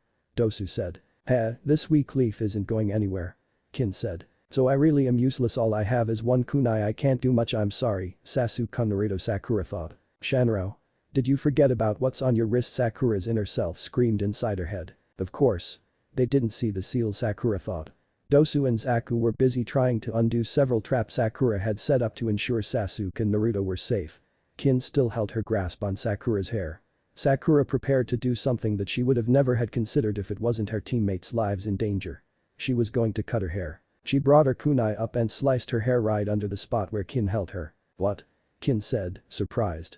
Dosu and Zaku turned and immediately came to their teammates' aid. Sakura drew out her wrist blades. Although she didn't know how to use them, they were better than nothing. Dosu threw a kunai at her, but she used kawarimi to avoid the projectile. Dosu turned around to see Sakura charging at him. He threw another kunai, only to meet with the same result. This pattern continued several times over. Dosu was getting irritated, so when he saw Sakura falling towards him from above, he threw a kunai up and instantly looked around. Sakura wasn't anywhere. Dosu suddenly realized his mistake when he saw Sakura's shadow growing underneath him. Damn. Dosu said. Sakura had her wrist blade set so that they would slice Dosu's neck on impact. Dosu brought his amplifier arm up, blocking the strike. Sakura's blade glanced off, but she landed in front of her opponent safely. Zaku came up trying to strike her from behind, but Sakura whirled around and latched her mouth firmly onto Zaku's arm. Zaku began to continually beat Sakura's head. Watching this conflict was the Ino Shikacho team. Ino was growing concerned for her rival, but she was worried that in attempting to aid her companions, she would compromise her team. Hey, you were friends once, right? Shikamaru asked. Ino didn't answer, she just looked on. As troublesome as it is, we should help them. Shikamaru said. What? Shikamaru, are you crazy? I don't want to die. Chaoji said. White Chaoji. Shika's right, they need help. Let's do it. Ino said. The team leaped out from the bushes, ready to defend their fellow genin. Sakura was starting to get dizzy. Her head hurt and she couldn't take much more. Then Zaku stopped. Sakura fell on the floor, drained from her effort, but saw Ino, Shikamaru, and Choji launching into their attack. Kin was under Ino's control, and Dosu was in a similar situation due to Shikamaru's Kajime no Jutsu. Zaku was busy trying to counter Choji's Baika no Jutsu, which was extremely difficult to defeat with just the Zanket due to the spin. However, the weaknesses of each technique were quickly determined by the skilled sound nin, and the efforts of the Inoshikacho team had bought only time. However, they had bought time enough for Team Guy to locate their missing teammate. Stop. Leave now or be beaten. Niji said. Niji and Tenten were both ready to attack if need be. You damn leaf nin coming out like cockroaches, Dosu said. We will fight, you are so weak it won't make any difference. Suit yourself, Tenten said. She was going to release a hailstorm of weapons, but Niji stopped her. What? Niji felt something very powerful and very dangerous. Sasuke struggled to get to his feet. He felt raw power flowing through him. He saw Sakura regaining consciousness, surrounded by the battered Inoshikacho team, as well as the new arrivals, Niji and Tenten. Sakura looked over to the cave and saw Sasuke's figure get up. Sasuke-kun. She yelled, happy that the Uchiha was awake. Sasuke emerged from the small alcove, covered in what looked like black tattoos. Sakura, who did this was it these weaklings? Sasuke said. His voice sounded strange, different somehow, but Sakura couldn't place it. Ah, Sasuke, you're awake. We are ordered to kill you. Dosu said plainly. Zaku rushed forward and Sasuke prepared to guard. Zanket. Zaku shouted and a blast of air shot out of his arms. Sasuke felt a light breeze. He got behind Zaku easily and grabbed his arms. Proud of these aren't we? Sasuke said, grabbing Zaku's arms. Sakura finally realized what was wrong with Sasuke. He seemed pure evil. With this power I'll rip them off. Sasuke said, ripping Zaku's arms out of their sockets and breaking them. Zaku howled in agony, his most precious weapon as a shinobi made useless. Sasuke was laughing, revealing in Zaku's torment. Sasuke-kun, stop please. Sakura pleaded. Sasuke threw her a passing glance before unleashing more of his hellish chakra. Dosu gave his situation a once-over. Sasuke clearly overpowered him, there were plenty of leaf nins still able to fight and one of his team had just been disabled and Kin wasn't going to be of much help. When up against an enemy that you can't defeat it, there is only one viable tactical option. Stop. Leave us be and you may have our scroll in return. Dosu said, producing an earth scroll. Fine. Now get out of here. Sasuke said. But I still need to test this power, Sasuke added, mostly as an afterthought. The gathered shinobi dissipated, the sound nin leaving to find a new set of scrolls and the Konoha nin leaving to either find an additional scroll or to head to the tower. Sasuke was still reveling in the power of the curse seal when Naruto awoke. God damn so sore, Naruto said. His body had generated an entirely new component in a very short amount of time. Naturally, he was in no condition to fight. Sasuke had other plans. Upon seeing his rival get up, he immediately demanded a fight. Naruto. Fight me. I need to see how strong I am. Sasuke said. He activated his Sharingan and slipped into a Taijutsu stance. What? Emo team? I can't fight right now, I can barely move. Save it for later, we can't afford to be fighting each other right now, we are beat up enough as it is, yourself included. Naruto responded. Yeah, Sasuke-kun, you can fight later, right now we need to get to the tower, we don't have too much time left, Sakura said. She was correct, they only had 2 days to cover a very large amount of ground, considering they would have to avoid encounters with any foreign shinobi. Sasuke wasn't stupid enough to let pride interfere with his desire to rise in rank, and he sure as hell wasn't going to fail when they already had the scrolls they needed. Team 7 spent the remainder of the day to heal up, Sakura providing Naruto with several salves that would relieve some of his soreness, and Sasuke needed a few stitches and bandaging, but nothing major. After a while, they resumed their journey towards the tower. With substantial aid from Kabuto, they managed to make it to the tower in one piece. They entered it to find what looked like an empty parlor. A scroll was on the wall. Sakura dictated it and the team set about determining what to do. Sasuke suggested opening the scrolls and Sakura and Naruto couldn't see a reason not to. They carefully laid the scrolls out and they began to give off smoke. Team 7 jumped back and out of a cloud of smoke came Iruka. Iruka-sensei, each member of Team 7 said in unison. Iruka gave a happy wave and checked his watch. Thank Kami, you guys just passed. Congratulations on passing the second test of the chunin selection exam. What if Naruto has goddess bloodline chunin exams? Thanks for watching my video till the end. If you enjoy this content, then do consider subscribing to my channel and leave a like if you guys need the next part, comment down, and thanks for watching the video and see you guys in the next video.